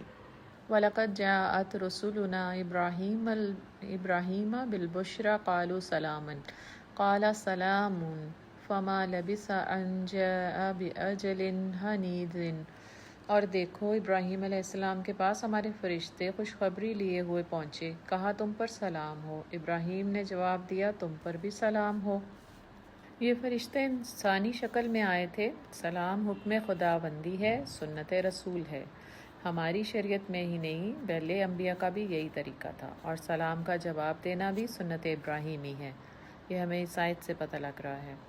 پھر کچھ دیر نہ گزری تھی کہ ابراہیم ایک بھنا ہوا بچڑا ان کی ضیافت کے لیے لے آیا، مگر جب دیکھا کہ اس کے ہاتھ کھانے پر نہیں پڑتے تو وہ ان سے مشتبہ ہو گیا اور دل میں ان سے خوف محسوس کرنے لگا۔ انہوں نے کہا، ڈرو نہیں، ہم تو لوط علیہ السلام کی قوم کی طرف بھیجے گئے ہیں۔ مہمان نوازی حضرت ابراہیم علیہ السلام نے کی، اور کس کی؟ یہ کوئی اجنبی مسافر تھے، اپنے نہیں تھے، پرائے تھے، کوئی غیر تھے، کوئی سمدی نہیں تھے جن کے لیے وہ بھنا ہوا بچڑا لے آئے تھے، بلکہ کون تھے؟ ایک مسافر تھے۔ تو اس دور میں بچڑے کو ذبح کرنا، کھال اتارنا، پھر گوشت بنانا، پھر اس کو پکانا، ضیافت کرنا آج کے دور سے کتنا مشکل تھا۔ تو کس کے سر پہ یہ سب کچھ ہوا تھا؟ پیچھے دین کی مددگار اور معاون بیوی کے سر پہ یہ سب کچھ ہوا تھا۔ اور نبی صلی اللہ علیہ وسلم نے بھی فرمایا کہ جو شخص اللہ اور آخرت کے دن پر ایمان رکھتا ہے اسے چاہیے کہ مہمان نوازی کرے۔ مہمان نوازی حضرت ابراہیم خلیل اللہ کی بھی سنت ہے، اور محمد صلی اللہ علیہ وسلم کی بھی سنت ہے۔ اور محمد صلی اللہ علیہ وسلم کا طریقہ کیا تھا کہ جب بھی آپ کے پاس مہمان آتے تو آپ بہت زیادہ اکرام کرتے تھے، بار بار کہتے تھے کہ آپ کھائیں، اور آپ خود بھی ان کے ساتھ بیٹھ کر تناول کرتے تھے۔ تو مہمان نوازی انبیاء کی سنت ہے۔ صحابہ اکرام بھی بہت زیادہ مہمان نواز تھے۔ حضرت ایوب انصاری کا واقعہ ہمیں ملتا ہے، جو میزبان رسول تھے۔ حضرت ابو ایوب انصاری کا گھر 2 منزلہ تھا، بالائی منزل کو خالی کر دیا تھا تاکہ رسول اللہ اس میں قیام کریں، لیکن نبی صلی اللہ علیہ وسلم نے رہائش کے لیے نچلی منزل کو ترجیح دیا تھا۔ تو جب حضرت ایوب انصاری نے آپ کے حکم کی تعمیل کرتے ہوئے کہا کہ جہاں آپ پسند کریں وہیں میں انتظام کرتا ہوں، لیکن جب رات ہوئی تو رسول اللہ صلی اللہ علیہ وسلم بستر پر لیٹ کے تو حضرت ابو ایوب انصاری اور ان کی اہلیہ بالائی منزل پر چلے گئے، لیکن فوراً ہی خیال آیا کہ افسوس، ہم یہ کیا کر بیٹھے ہیں۔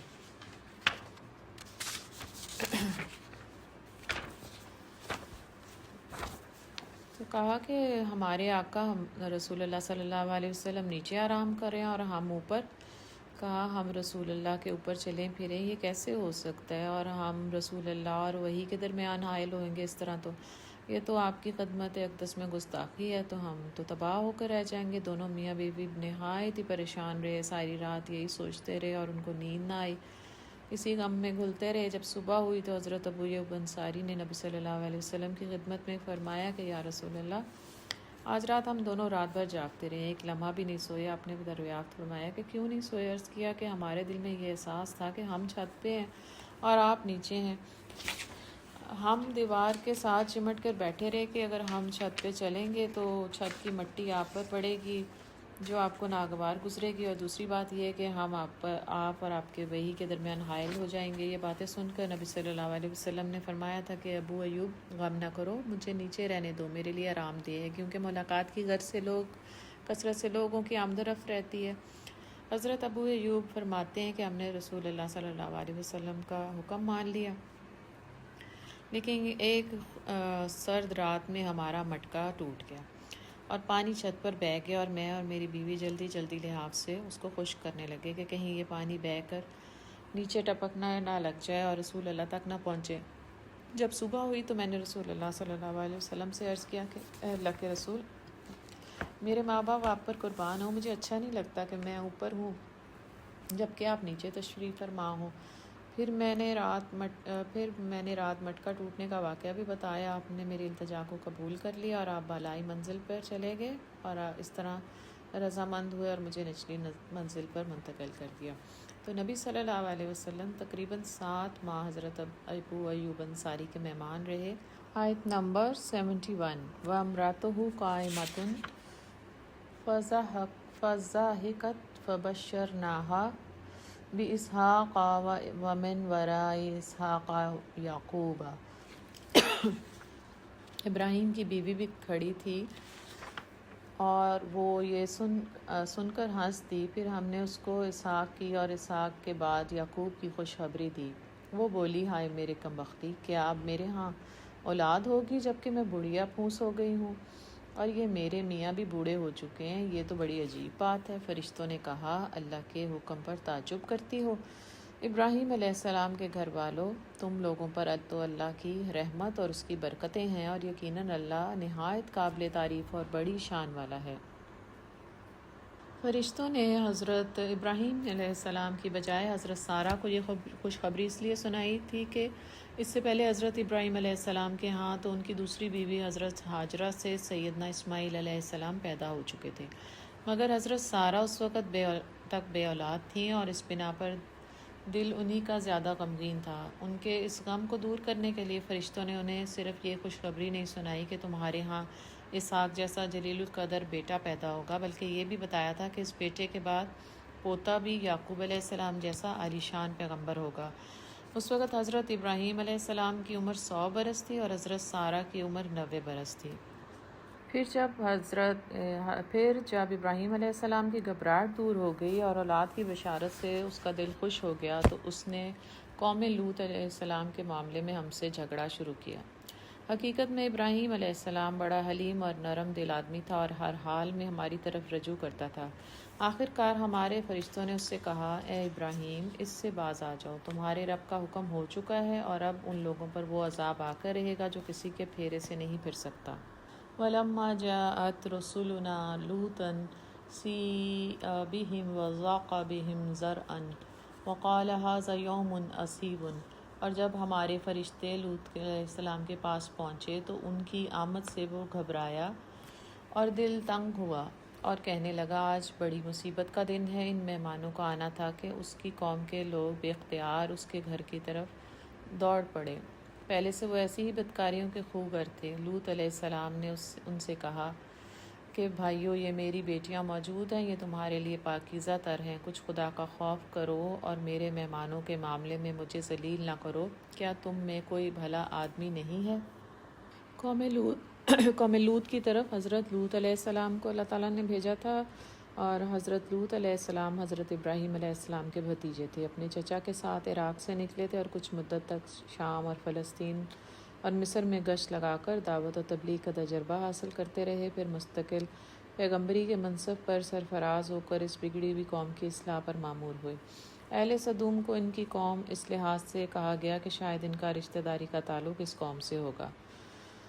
یہ قوم اس علاقے میں رہتی تھی جسے آج کل شرق اردن ٹرانس جارڈن کہا جاتا ہے اور عراق اور فلسطین کے درمیان واقع ہے۔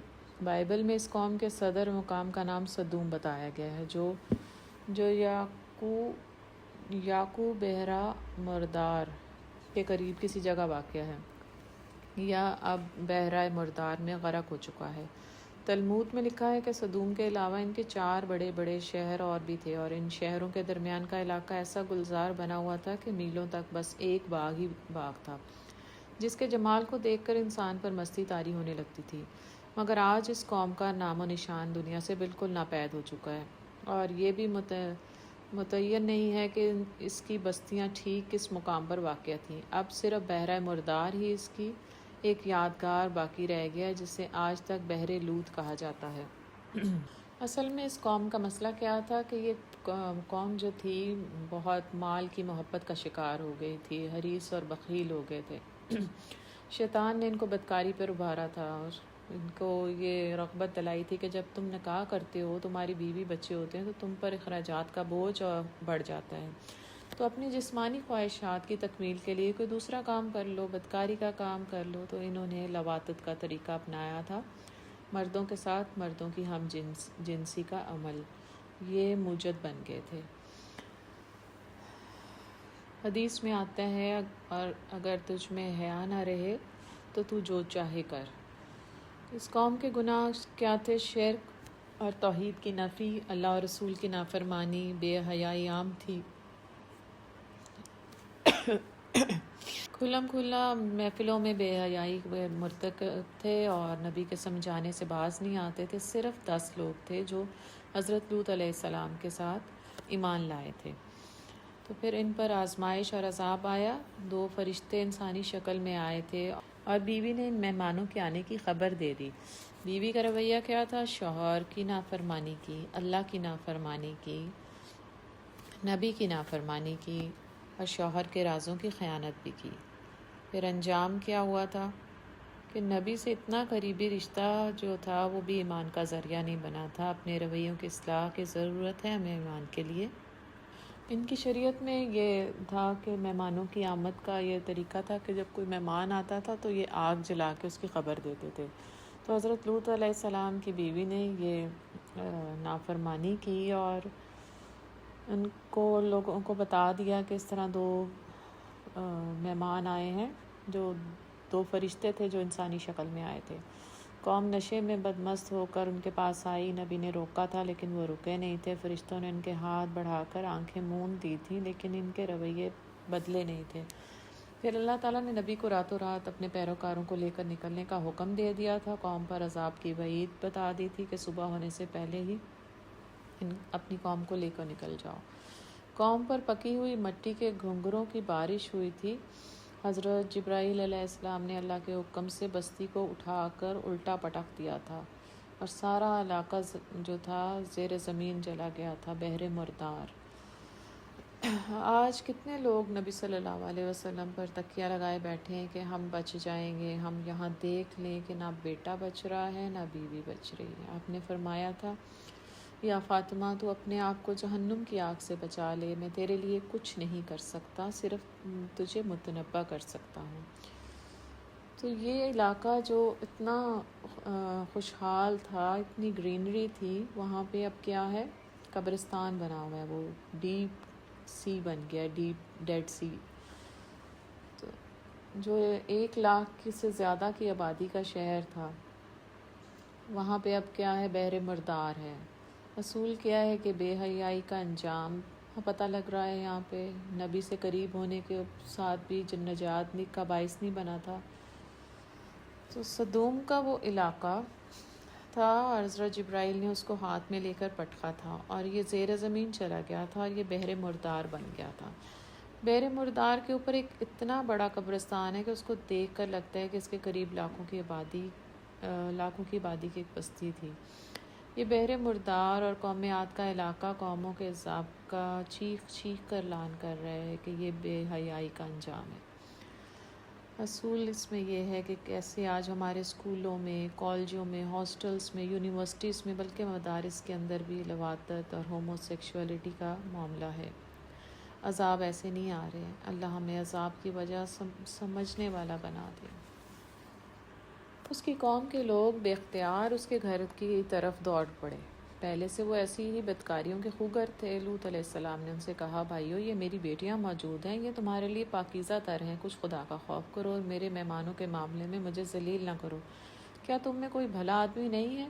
انہوں نے جواب دیا، تجھے تو معلوم ہے کہ تیری بیٹیوں میں ہمارا کوئی حصہ نہیں ہے، اور تو یہ بھی جانتا ہے کہ ہم چاہتے کیا ہیں۔ لوط نے کہا، کاش میرے پاس اتنی طاقت ہوتی کہ تمہیں سیدھا کر دیتا، یا کوئی مضبوط سہارا ہی ہوتا کہ اس کی پناہ لیتا۔ تب فرشتوں نے اس سے کہا کہ اے لوط علیہ السلام، ہم تیرے رب کے بھیجے ہوئے فرشتے ہیں، یہ لوگ تیرا کچھ نہیں بگاڑ سکیں گے، بس تو کچھ رات رہے اپنے اہل و عیال کو لے کر نکل جا، اور دیکھو تم میں سے کوئی شخص پیچھے پلٹ کر نہ دیکھے، مگر تیری بیوی ساتھ نہیں جائے گی، کیونکہ اس پر بھی وہی کچھ گزرے گا جو ان لوگوں پر گزرنا ہے۔ ان کی تباہی کے لیے صبح کا وقت مقرر تھا۔ صبح ہوتے اب دیر ہی کتنی تھی۔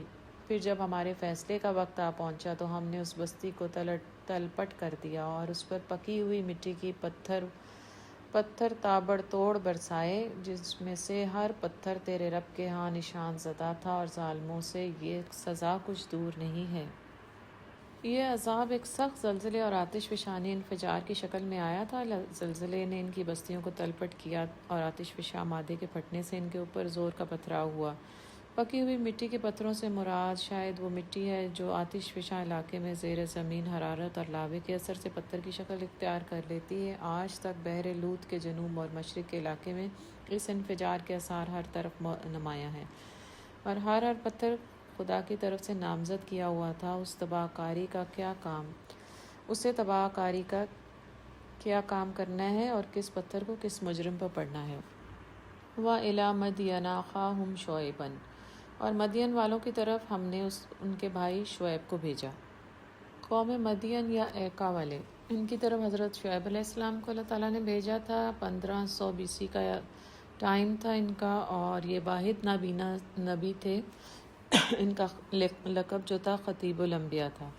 مدین کا اصل علاقہ حجاز اور شمال مغرب اور فلسطین کے جنوب میں بحر احمر اور خلیج عقبہ کے کنارے پر واقع تھا، مگر جزیرہ نما سینا کے مشرقی ساحل پر بھی اس کا کچھ سلسلہ پھیلا ہوا تھا۔ یہ ایک بڑی تجارت پیشہ قوم تھی۔ قدیم زمانے میں جو تجارتی شاہراہیں بحر احمر کے کنارے یمن سے مکہ اور بنو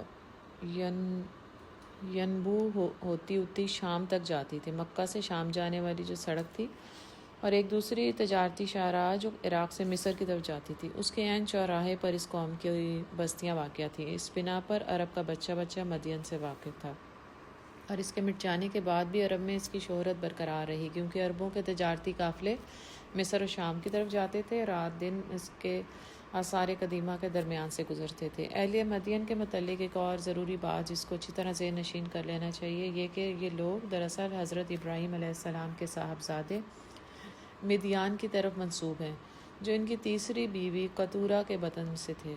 قدیم زمانے کے قاعدے کے مطابق جو لوگ کسی بڑے آدمی کے ساتھ وابستہ ہو جاتے ہیں، وہ رفتہ رفتہ اسی کی آل اولاد میں شمار ہو کر نبی فلاں کہلانے لگتے ہیں۔ اس قاعدے پر عرب کی آبادی کا بڑا حصہ بنی اسماعیل کہلایا، اور اولاد یعقوب کے ہاتھ پر مشرف باسلام ہونے والے لوگ سب کے سب بنی اسرائیل کے نام سے جانے جاتے ہیں۔ اس طرح مدین کے علاقے کی ساری آبادی میں جو مدیان بن ابراہیم علیہ السلام کے زیر اثر آئی، بنی مدیان کہلائی، اور ان کے ملک کا نام ہی مدین یا مدیان مشہور ہو گیا۔ اس تاریخی حقیقت کو جان لینے کے بعد یہ گمان کرنے کی کوئی وجہ باقی نہیں رہتی کہ اس قوم کو دین حق کی آواز پہلی مرتبہ حضرت شعیب علیہ السلام کے ذریعے سے پہنچی تھی۔ در حقیقت بنی اسرائیل کی ابتدا وہ بھی مسلمان ہی تھے، اور شعیب علیہ السلام کے ظہور کے وقت ان کی حالت ایک بگڑی ہوئی مسلمان قوم کی سی تھی، جیسی ظہور موسیٰ علیہ السلام کے وقت بنی اسرائیل کی حالت تھی۔ حضرت ابراہیم علیہ السلام کے بعد 600-700 برس تک مشرک اور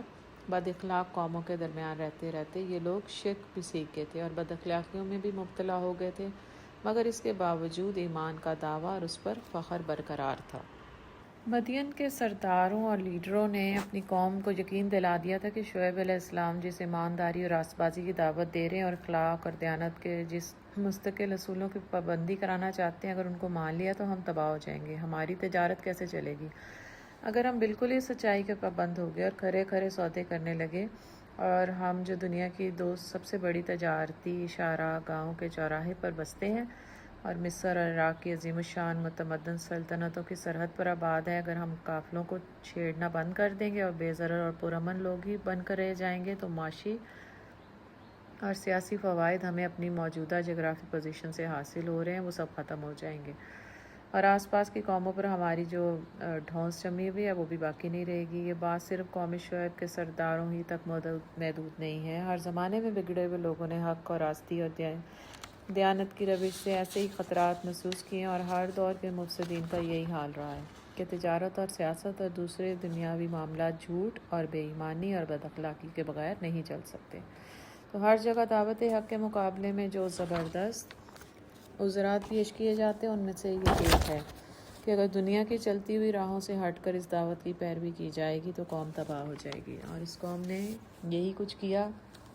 راہزنی، لوٹ مار، ڈکیتی، تجارتی شاہراہوں پر جو تھے تاوان لینے شروع کر دیے تھے، تجارتی قافلوں کو لوٹتے تھے، مال کی محبت ان کے دل میں آ گئی تھی، ہوس، طمع، لالچ، ہرس، تو یہ ساری خرافات جب ان کے اندر آئیں تو پھر اللہ تعالیٰ نے ان پر عذاب نازل کیا، آسمان سے عذاب مانگا تھا انہوں نے، ان پر رحفتہ، زلزلے اور دھماکے کا عذاب آیا تھا، آسمان سے بجلی گری تھی ان پر اور یہ زلزلے اور دھماکے سے سب ختم ہو گئے تھے۔ تو اصول کیا ہے کہ جب کوئی قوم دھوکہ دہی کرتی ہے، بے ایمانی کرتی ہے، باطل طریقے سے مال کھاتی ہے، فتنہ فساد، لوٹ مار کرتی ہے تو اللہ تعالیٰ کے عذاب کی مستحق ہوتی ہے۔ اس نے کہا ہے میری قوم کے لوگوں، اللہ کی بندگی کرو اور اس کے سوا تمہارا کوئی خدا نہیں، اور ناپ تول میں کمی نہ کیا کرو، آج میں تم کو اچھے حال میں دیکھ رہا ہوں مگر مجھے ڈر ہے کہ کل تم پر ایسا دن آئے گا جس کا عذاب سب کو گھیر لے گا، اور اے برادران قوم، ٹھیک ٹھیک انصاف کے ساتھ پورا ناپو اور تولو۔ تو یہ قوم جو تھی ناپ تول میں کمی بھی کرتی تھی، اور لوگوں کو ان کی چیزوں میں گھاٹا نہ دیا کرو اور زمین میں فساد نہ پھیلاتے پھرو، اللہ کی دی ہوئی بچت تمہارے لیے بہتر ہے اگر تم مومن ہو، اور بہرحال میں تمہارے اوپر کوئی نگران کار نہیں ہوں۔ انہوں نے جواب دیا ہے شعیب علیہ السلام، کیا تیری نماز تجھے یہ سکھاتی ہے کہ ہم ان سارے معبودوں کو چھوڑ دیں جن کی پرستش ہمارے باپ دادا کرتے تھے، یا یہ کہ ہم کو اپنے مال میں اپنے منشا کے مطابق تصرف کرنے کا اختیار نہ ہو؟ بس تو ہی تو ایک عالی ظرف اور راست باز آدمی رہ گیا ہے۔ شعیب نے کہا بھائیو تم خود ہی سوچو، اگر میں اپنے رب کی طرف سے کھلی شہادت پر تھا اور پھر اس نے اپنے ہاتھ سے مجھ کو اچھا رزق بھی عطا کیا تو اس کے بعد میں تمہاری گمراہیوں اور آرام خوریوں میں تمہارا شریک حال کیسے ہو سکتا ہوں؟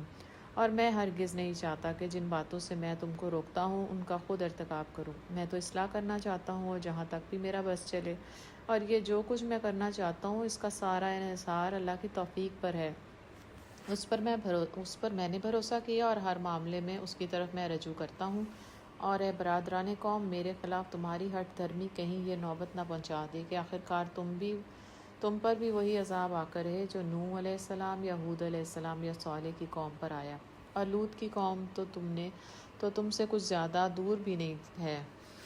وَاسْتَغْفِرُوا رَبَّكُمْ ثُمَّ تُوبُوا إِلَيْهِ إِنَّ رَبِّي رَحِيمٌ وَدُودٌ۔ دیکھو اپنے رب سے معافی مانگو اور اس کی طرف پلٹ آؤ، اور بے شک میرا رب رحیم ہے اور اپنی مخلوق سے بہت محبت رکھتا ہے۔ ہر قوم سے اللہ کا بنیادی حکم یہی ہے کہ گناہوں پر استغفار کر کے اپنے رب کی طرف لوٹ آئیں، ضد، گھمنڈ اس سے بچیں اور توبہ استغفار کریں، عاجزی کا رویہ اختیار کریں، اپنے رب کی طرف لوٹ آئیں۔ قالوا یا شعیب ما نفقه کثیرا مما تقول وإنا لنراک فینا ضعیفا۔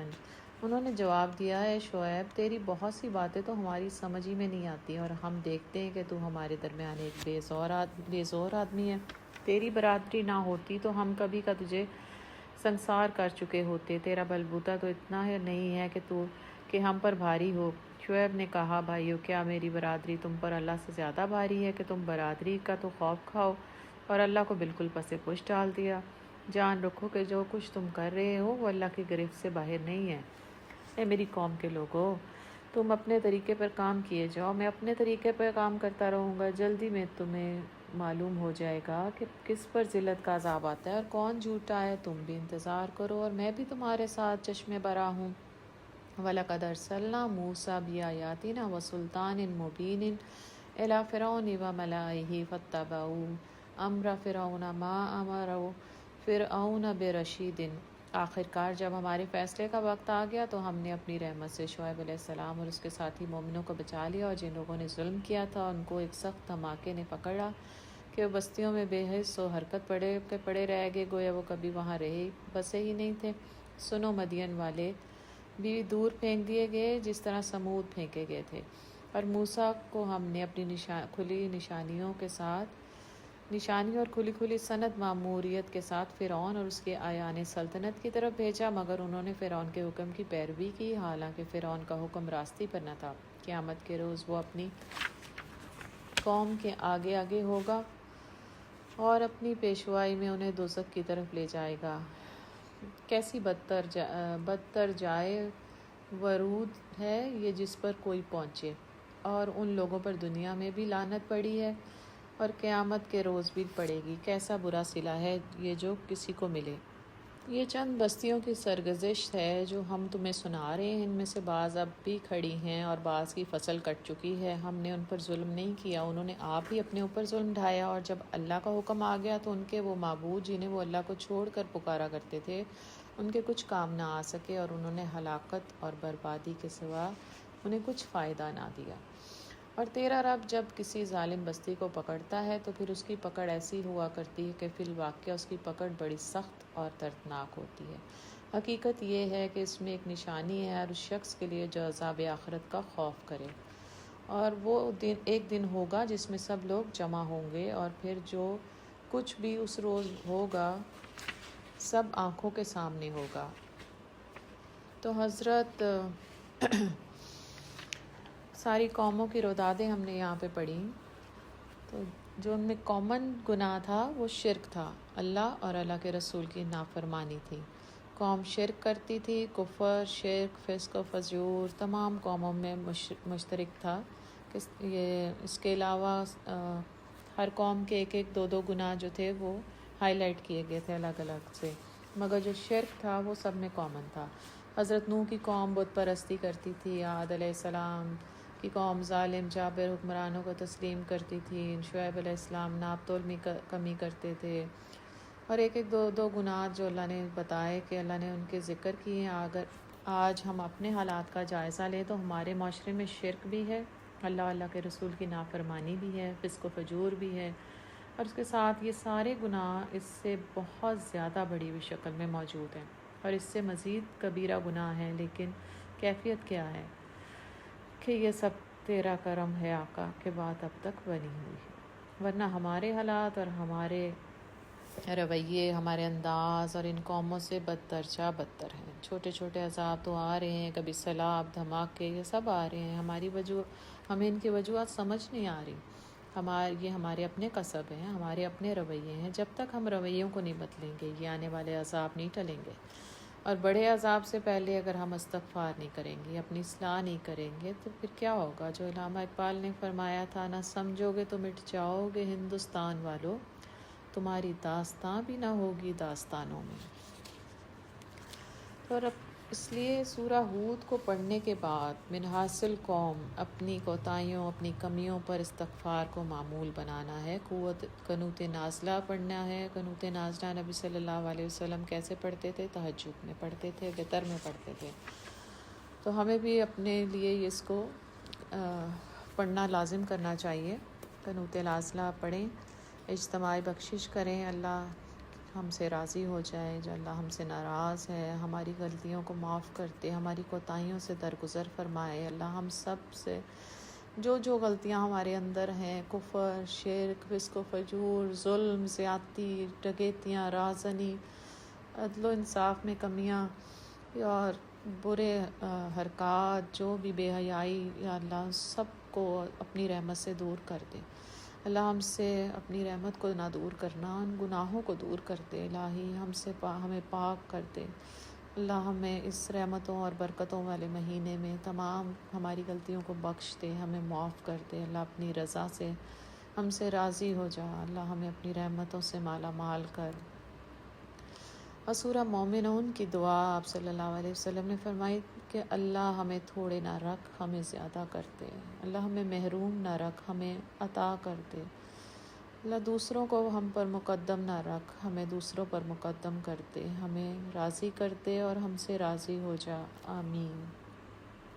ہم اس کے لانے میں کچھ بہت زیادہ تاخیر نہیں کر رہے ہیں، بس ایک گنی چنی مدت اس کے لیے مقرر ہے، جب وہ آئے گا تو کسی کو بات کرنے کی مجال نہیں ہوگی، الا یہ کہ خدا کی اجازت سے کچھ عرض کرے۔ پھر کچھ لوگ اس روز بدبخت ہوں گے اور کچھ نیک بخت ہوں گے۔ جو بدبخت ہوں گے وہ دوزخ میں جائیں گے، جہاں گرمی اور پیاس کی شدت سے وہ ہانپیں گے اور پھنکارے ماریں گے، اور اسی حالت میں وہ ہمیشہ رہیں گے جب تک کہ زمین و آسمان قائم ہے، الا یہ کہ تیرا رب کچھ اور چاہے۔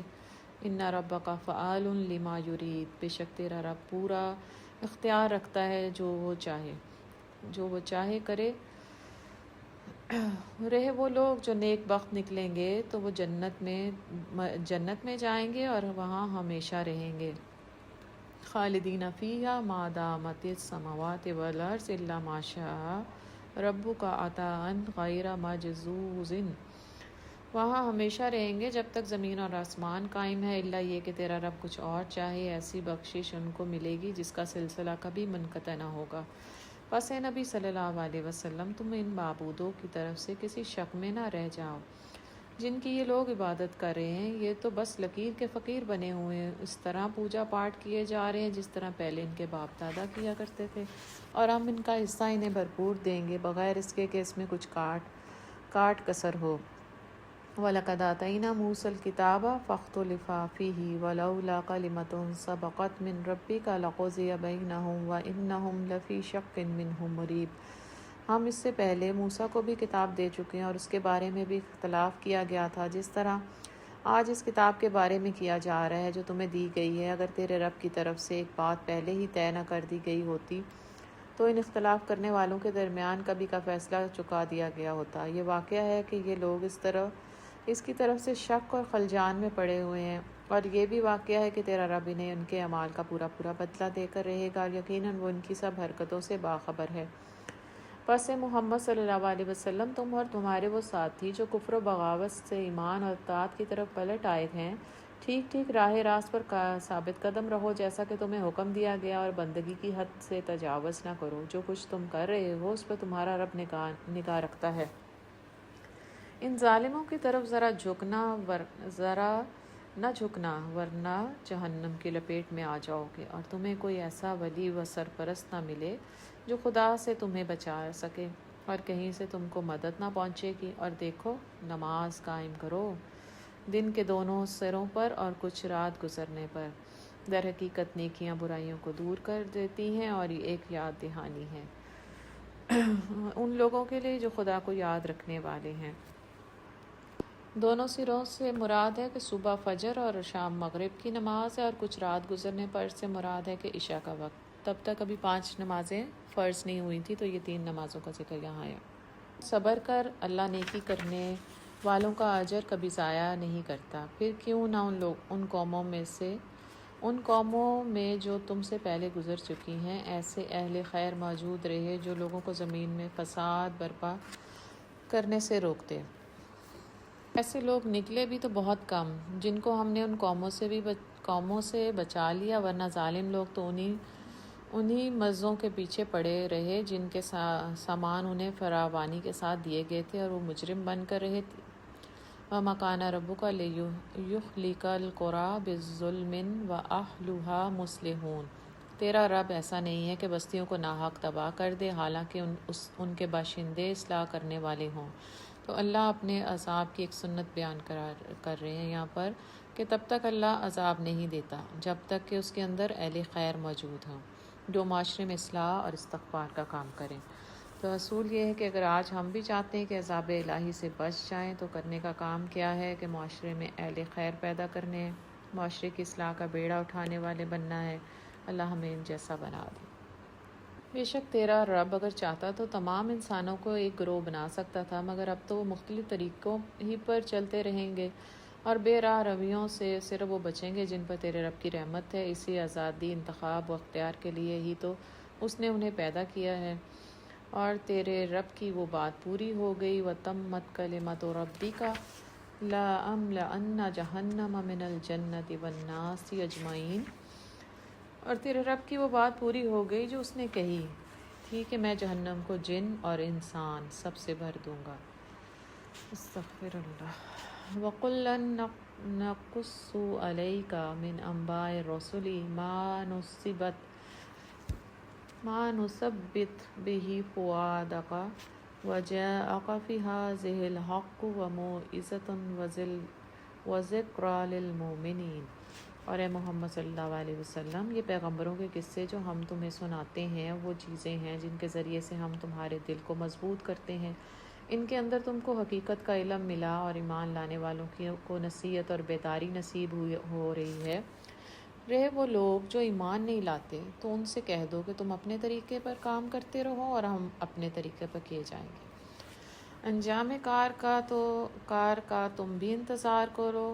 وَانتَظِرُوا إِنَّا مُنتَظِرُونَ، اور ہم بھی منتظر ہیں۔ وَلِلَّهِ غَيْبُ السَّمَاوَاتِ وَالْأَرْضِ، آسمانوں اور زمین میں جو کچھ چھپا ہوا ہے وہ سب اللہ کے لیے ہے۔ وَإِلَيْهِ يَرْجِعُ الْأَمْرُ كُلُّهُ فَاعْبُدْهُ وَتَوَكَّلْ عَلَيْهِ وَمَا رَبُّكَ بِغَافِلٍ عَمَّا تَعْمَلُونَ۔ سب اللہ کے قبضہ قدرت میں ہے اور سارا معاملہ اسی کی طرف رجوع کیا جاتا ہے۔ پس اے نبی، تو اس کی بندگی کر اور اس پر بھروسہ رکھ، جو کچھ تم کر رہے ہو تیرا رب اس سے بے خبر نہیں ہے۔ وآخر دعوانا ان الحمد للہ رب العالمین۔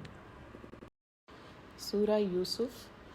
سورہ یوسف مکی صورت ہے، 111 آیات ہیں، 12 رکوعات ہیں۔ ترتیب کے اعتبار سے 12ویں نمبر پر اور نزولی اعتبار سے 53 نمبر پر ہے۔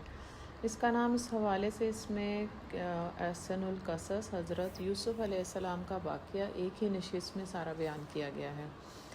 زمانہ نزول کے حوالے سے یہ مکہ کے آخری دور میں نازل ہونے والی صورت ہے۔ مکہ کے حالات ایسے تھے کہ مشرکین میں مکہ نبی صلی اللہ علیہ وسلم کی تبلیغ اور دعوت کی وجہ سے اسلام کی پھیلتی ہوئی طاقت سے خائف ہو رہے تھے، اور وہ ہر حربہ ہر طریقہ آزماتے نظر آتے ہیں۔ کہ ایک طریقہ یہ کہ حضرت محمد صلی اللہ علیہ وسلم کو جھوٹا ثابت کرنے کے لیے آپ صلی اللہ علیہ وسلم سے سوال کرنا، اور یہ سوال آپ سے ایک سے زائد موقعوں پہ کیا جا چکا تھا، کیونکہ وہ جانتے تھے کہ نبی صلی اللہ علیہ وسلم امی تھے، اس لیے وہ اپنے دور کے اہل کتاب سے کچھ سوالات سنتے تھے، سیکھتے تھے، اور پھر محمد صلی اللہ علیہ وسلم سے اس وجہ سے کرتے تھے کہ اگر نبی صلی اللہ علیہ وسلم سے کیے جائیں تو شاید وہ اس کا جواب نہیں دے پائیں گے، اور نبی صلی اللہ علیہ وسلم کی نعوذ باللہ کہ آپ کی نبوت کی کلی اور آپ کی نبوت کے خلاف ان کو کوئی ثبوت مہیا کرنے میں وہ کامیاب ہو جائیں گے۔ یہ سوال انہوں نے سورہ کہف سے پہلے بھی کیے تھے، اور ذوالقرنین کی حقیقت کیا ہے اور اصحاب کہف کے بارے میں پوچھا تھا۔ یہاں پر بھی انہوں نے یہ سوال کیا تھا کہ انبیاء علیہ السلام کا مولد مسکن تو فلسطین تھا، بنی اسرائیل کے نبیوں کا برتھ پلیس اور آبائی وطن فلسطین تھا، تو پھر حضرت موسیٰ علیہ السلام کے دور میں یہ مصر کیسے پہنچ گئے؟ تو یہ ان کا سوال تھا۔ سورہ یوسف نازل کر کے اللہ تعالیٰ نے کیا کیا کہ سوال کے جواب میں اللہ تعالیٰ نے پوری سورہ یوسف نازل کی، اور نبی صلی اللہ علیہ وسلم کے ذریعے سورت کے نازل کر کے ان کے سوالوں کا جواب بھی دیا گیا، اور حضرت ابراہیم، حضرت اسحاق، حضرت یعقوب علیہ السلام فلسطین میں آباد تھے، لیکن پھر حضرت یوسف علیہ السلام کے دور میں اس رودات کے ذریعے سے پتہ چلا کہ مصر میں منتقل ہوئے، تو وہاں پر ان کو وہاں حکومت ملی، فرما روائی ملی، اور انہوں نے اپنے بنی اسرائیل کے اہل خانہ کو بھی وہاں پر منتقل کر لیا تھا۔ حضرت یوسف علیہ السلام جب فلسطین سے مصر میں منتقل ہوئے، وہاں فرما روائی ملی، برادران یوسف کو معاف کر دیا، تو ایسے وہ مصر منتقل ہو گئے تھے۔ تو گویا سورہ یوسف نازل کر کے ایک تو ان کے سوال کا جواب دیا گیا، نبی صلی اللہ علیہ وسلم کی نبوت کی حقانیت کو ثابت کیا گیا۔ اس قصے کو سنانے کے ذریعے سے رسول اللہ صلی اللہ علیہ وسلم اور صحابہ اکرام جو مکی دور میں مخالفت کا شکار تھے ان کو تسلی دی گئی۔ مایوسی، گھبراہٹ، پریشانی میں یہ سمجھا دیا گیا کہ اللہ حکیم ہے، اللہ علیم ہے، اللہ سمیع و بصیر ہے، اللہ خبیر ہے، اور وہ بندے کو چھوڑتا نہیں ہے۔ ان اللہ مع الصابرین کا نمونہ دکھایا گیا، اور ساتھ ہی ساتھ مشرکین مکہ کو بھی جھنجھوڑ دیا گیا اور ان کو سکھا دیا گیا کہ دیکھو برادران یوسف نے ایک نبی کے ساتھ یہ کیا تو ان کا انجام کیا ہوا؟ تم اگر محمد صلی اللہ علیہ وسلم کے ساتھ یہ کر رہے ہو تو تمہارا انجام کیا ہوگا؟ تو گویا ان کے سوال کا جواب بھی دیا گیا اور ان کو بہت سے مقاصد، ان کے اور بھی بہت سے مقاصد حل کر دیے گئے۔ اس کے ساتھ ساتھ نبی صلی اللہ علیہ وسلم اور حضرت یوسف علیہ السلام دونوں کے واقعات میں بہت مماثلت ہے۔ ایک تو یہ کہ برادران یوسف حضرت یوسف علیہ السلام کے ساتھ حسد رکھتے تھے، بغض رکھتے تھے۔ قریش مکہ بھی ایک جو آپ کے بھائی بند تھے وہ آپ سے حسد بغض رکھتے تھے۔ یہود بھی آپ سے بغض اور کینہ رکھتے تھے۔ مشرکین مکہ نے بھی برادران یوسف کی طرح آپ کے قتل کی سازش کی تھی۔ مشرکین مکہ نے بھی برادران یوسف کی طرح آپ کو مکہ سے نکالنے کا ارادہ بھی کیا اور نکالنے میں کامیاب بھی ہوئے۔ حضرت یوسف علیہ السلام بھی بستی سے نکلے تھے، محمد صلی اللہ علیہ وسلم بھی نکالے گئے۔ حضرت یوسف علیہ السلام فلسطین سے نکل کر مصر پہنچے، آپ صلی اللہ علیہ وسلم مکہ سے نکل کر مدینہ پہنچے۔ ہجرت کے بعد دونوں کو حکومت، عہدہ، اقتدار ملا۔ دونوں نے اپنی ریاستوں کے اندر اسلامی نظام کو قائم کیا اور فتح کے موقع پر دونوں نے اپنے دشمنوں، اپنی مخالفت کرنے والوں کو کیا کہا تھا؟ لا تثریب علیکم اليوم، جملہ بھی کامن تھا۔ نبیوں کے رویے، نبیوں کی رودادیں، دشمنوں کے طریقے، سب کا سارا کامن تھا۔ اس سورہ میں جو پیغام ملتا ہے وہ ہمیں ہر رکوع میں بار بار نظر آئے گا کہ ہر قصے اور ہر موڑ پہ ملے گا۔ پیغام کیا ہے کہ ہوتا وہی ہے جو اللہ چاہتا ہے۔ بڑے سے بڑا گروہ، بڑے سے بڑا جتھا ظالم جابر اپنی پوری چال میں ناکام رہتا ہے، کیونکہ آگے کون ہے؟ اللہ۔ اللہ جو کرنے والا ہے وہ اللہ ہے۔ ہوتا کیا ہے؟ اللہ کے حکم سے جو اللہ چاہتا ہے وہی ہوتا ہے۔ اعوذ باللہ من الشیطان الرجیم، بسم اللہ الرحمن الرحیم۔ الف لام را، تلک آیات الکتاب المبین، انا انزلناہ قرآنا عربیا لعلکم تعقلون۔ یہ اس کتاب کی آیات ہیں جو اپنا مدعا صاف صاف بیان کرتی ہے۔ ہم نے اسے نازل کیا ہے قرآن بنا کر عربی زبان میں، تاکہ تم اہل عرب اس کو اچھی طرح سمجھ سکو۔ قرآن کو عربی میں اور عربوں پر کیوں نازل کیا گیا؟ کیونکہ مخاطب عربی تھے، اس لیے زبان بھی ان کی عربی ہے۔ اس دور میں عبرانی اور فارسی بھی تھی۔ بہت ترقی یافتہ قوموں کی زبانیں تھیں، مگر ان کو چھوڑ کر عربی زبان کی کچھ خصوصیات جس کی وجہ سے عربی کو منتخب کیا گیا، اس قرآن کو عربی میں نازل کیا گیا۔ عربی زبان بڑی فصیح اور بلیغ زبان ہے۔ فصاحت اور بلاغت کا کمال ہے اس زبان میں۔ معنی اور مطلب کو سمو لینے کی بہت زبردست صلاحیت ہے۔ بہت وسیع اس کی ڈکشنری اور ویکیبلری بہت وسیع ہے۔ عربی زبان میں جامعیت کی صلاحیت ہے، بات کو جامع طریقے سے بیان کرنے کی صلاحیت بھی ہے۔ وہ جیسے کہتے ہیں نا، سمندر کو کوزے میں بند کر دینا، تو چھوٹے سے جملے میں بہت بڑی وسیع بات کو جو ہے وہ بیان کرنا عربی کی صلاحیت ہے۔ اور عربوں کو کیوں منتخب کیا گیا؟ اس لیے کہ عرب کا خطہ اس روئے زمین پر جغرافیائی طور پر، سیاسی طور پر یہ مرکز ہے۔ اگر امریکہ میں کوئی نبی بھیج دیا گیا ہوتا تو شاید دنیا تک یہ پیغام نہ پہنچ سکتا۔ یہاں سے ایشیا، یورپ، افریقہ، ہر طرف دین پھیلا۔ پھر عربوں کو صحرا نشین رکھا گیا، جسمانی طور پر، اعصابی طور پر مضبوط اور طاقتور تھے، کیونکہ اللہ نے ان سے کام بڑھا لینا تھا۔ صحرا نشین ہونے کی وجہ سے فطرت کے قریب تھے، دین فطرت کو جلدی ابزارب کر لیتے تھے، اور وہ بہت جنگجو، بہادر، نڈر اور بہت دلیر قوم تھی۔ مہمان نواز تھے، وفادار تھے اور قبیلہ پرور بھی تھے، اور ان کا حافظہ بہت بلا کا حافظہ تھا۔ انہوں نے قرآن حفظ کرنا تھا، انہوں نے حدیث حفظ کرنی تھی۔ یہ سب چیزیں جو محمد صلی اللہ علیہ وسلم کی معاونت کے لیے انہوں نے پھر اس کو استعمال بھی کیا۔ اور پھر یہ کہ انہوں نے جو قرآن حفظ کرنا تھا تو اس کے لیے اللہ تعالیٰ نے حافظہ ان کو قرآن کے لیے دیا تھا، یا اللہ نے قرآن ان کو حافظے کے لیے دیا تھا، واللہ عالم۔ سورہ یوسف کی تفسیر میں جو ایک اور بات ہمیں بار بار نظر آئے گی وہ یہ کہ اللہ سمیع، بصیر، علیم اور خبیر اور حکیم ہے۔ وہ دنیا کے حالاتوں کو دیکھ سن رہا ہے اور جانتا، اور اس کے باوجود بھی اگر کوئی مشکل آتی ہے، کوئی تکلیف، بیماری، کوئی پریشانی آتی ہے تو اللہ حکیم ہے، اس کی طرف سے آنی ہے۔ ہر تکلیف میں کوئی نہ کوئی حکمت ہے، کوئی نہ کوئی خیر کا پہلو ہے، لہٰذا ہر تکلیف میں بندے کو راضی بر رضا رہنا ہے، توکل کرنا ہے، صبر شکر کر کے راضی برضا رہنا ہے، اللہ کی طرف رجوع کرنا ہے۔ پھر سورہ یوسف جو ہے حسن اور احسان کا درس دیتی ہے، تو یہ پیغام ہے اس کا جو بنیادی طور پر سورہ یوسف میں بار بار آئے گا۔ اللہ تکلیف دے کر اسے کاٹتا بھی ضرور ہے، کبھی جلدی کبھی تاخیر سے۔ گویا علیم اور حکیم کا درس دے کر سورہ یوسف ہمیں صبر، توکل اور قناعت کا پیغام دیتی ہے۔ یہ خلاصہ میں آپ کو بتا رہی ہوں، میں ہر موڑ پہ اس کو ہائی لائٹ کروں گی، لیکن ہر موڑ پر آپ خود بھی دیکھیے گا کہ یہ ساری چیزیں نظر آئیں گی۔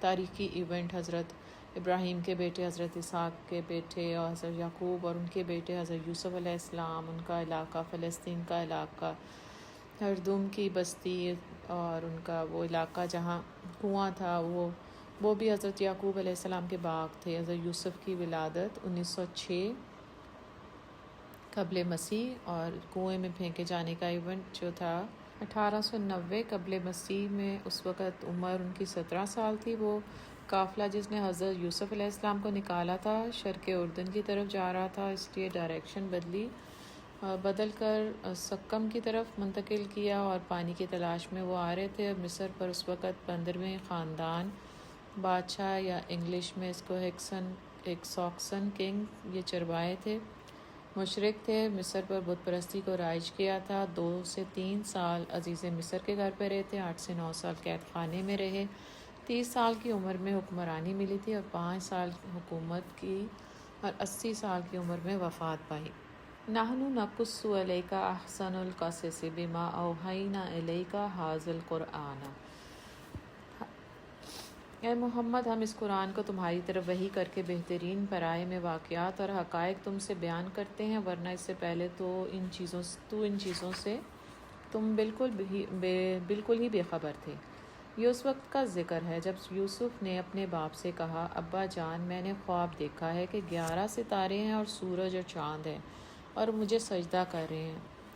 تو خواب جو ہے وہ انہوں نے دیکھا تھا کہ اس میں 11 ستاروں کا خواب تھا، اور اپنے والد کو انہوں نے بتایا تھا، اور والد نے اس کی تعبیر بتائی تھی۔ خواب برحق ہیں، عام انسانوں کی طرح نبیوں کو بھی آتے ہیں۔ خواب 3 قسم کے ہوتے ہیں۔ نمبر 1 کہ حدیث دل کی بات، حدیث جو دل میں بات آتی ہے، جو دل میں سوچ خیال ہم رکھ کر سوتے ہیں، وہی شیطان منو ان جو ہے خواب میں رپلائی کر دیتا ہے۔ اور دوسرا کہ شیطان کا وسوسہ ہوتا ہے، شیطان جب خواب میں کسی شکل میں وسوسہ ڈالتا ہے تو اس طرح وہ بھی خواب ہوتا ہے۔ تیسرا یہ کہ سچے خواب، یہ وحی کی شکل میں آتے تھے۔ آپ صلی اللہ علیہ وسلم نے فرمایا تھا کہ سچا خواب نبوت کا 46واں حصہ ہے، اور نبیوں کو بھی خوابوں کے ذریعے سے وحی دی جاتی تھی۔ خواب کا سچا یا جھوٹا ہونا، آپ نے فرمایا صلی اللہ علیہ وسلم کہ کسی شخص کا سچا ہونے کے لیے کافی ہے کہ اس کا خواب سچا ہو۔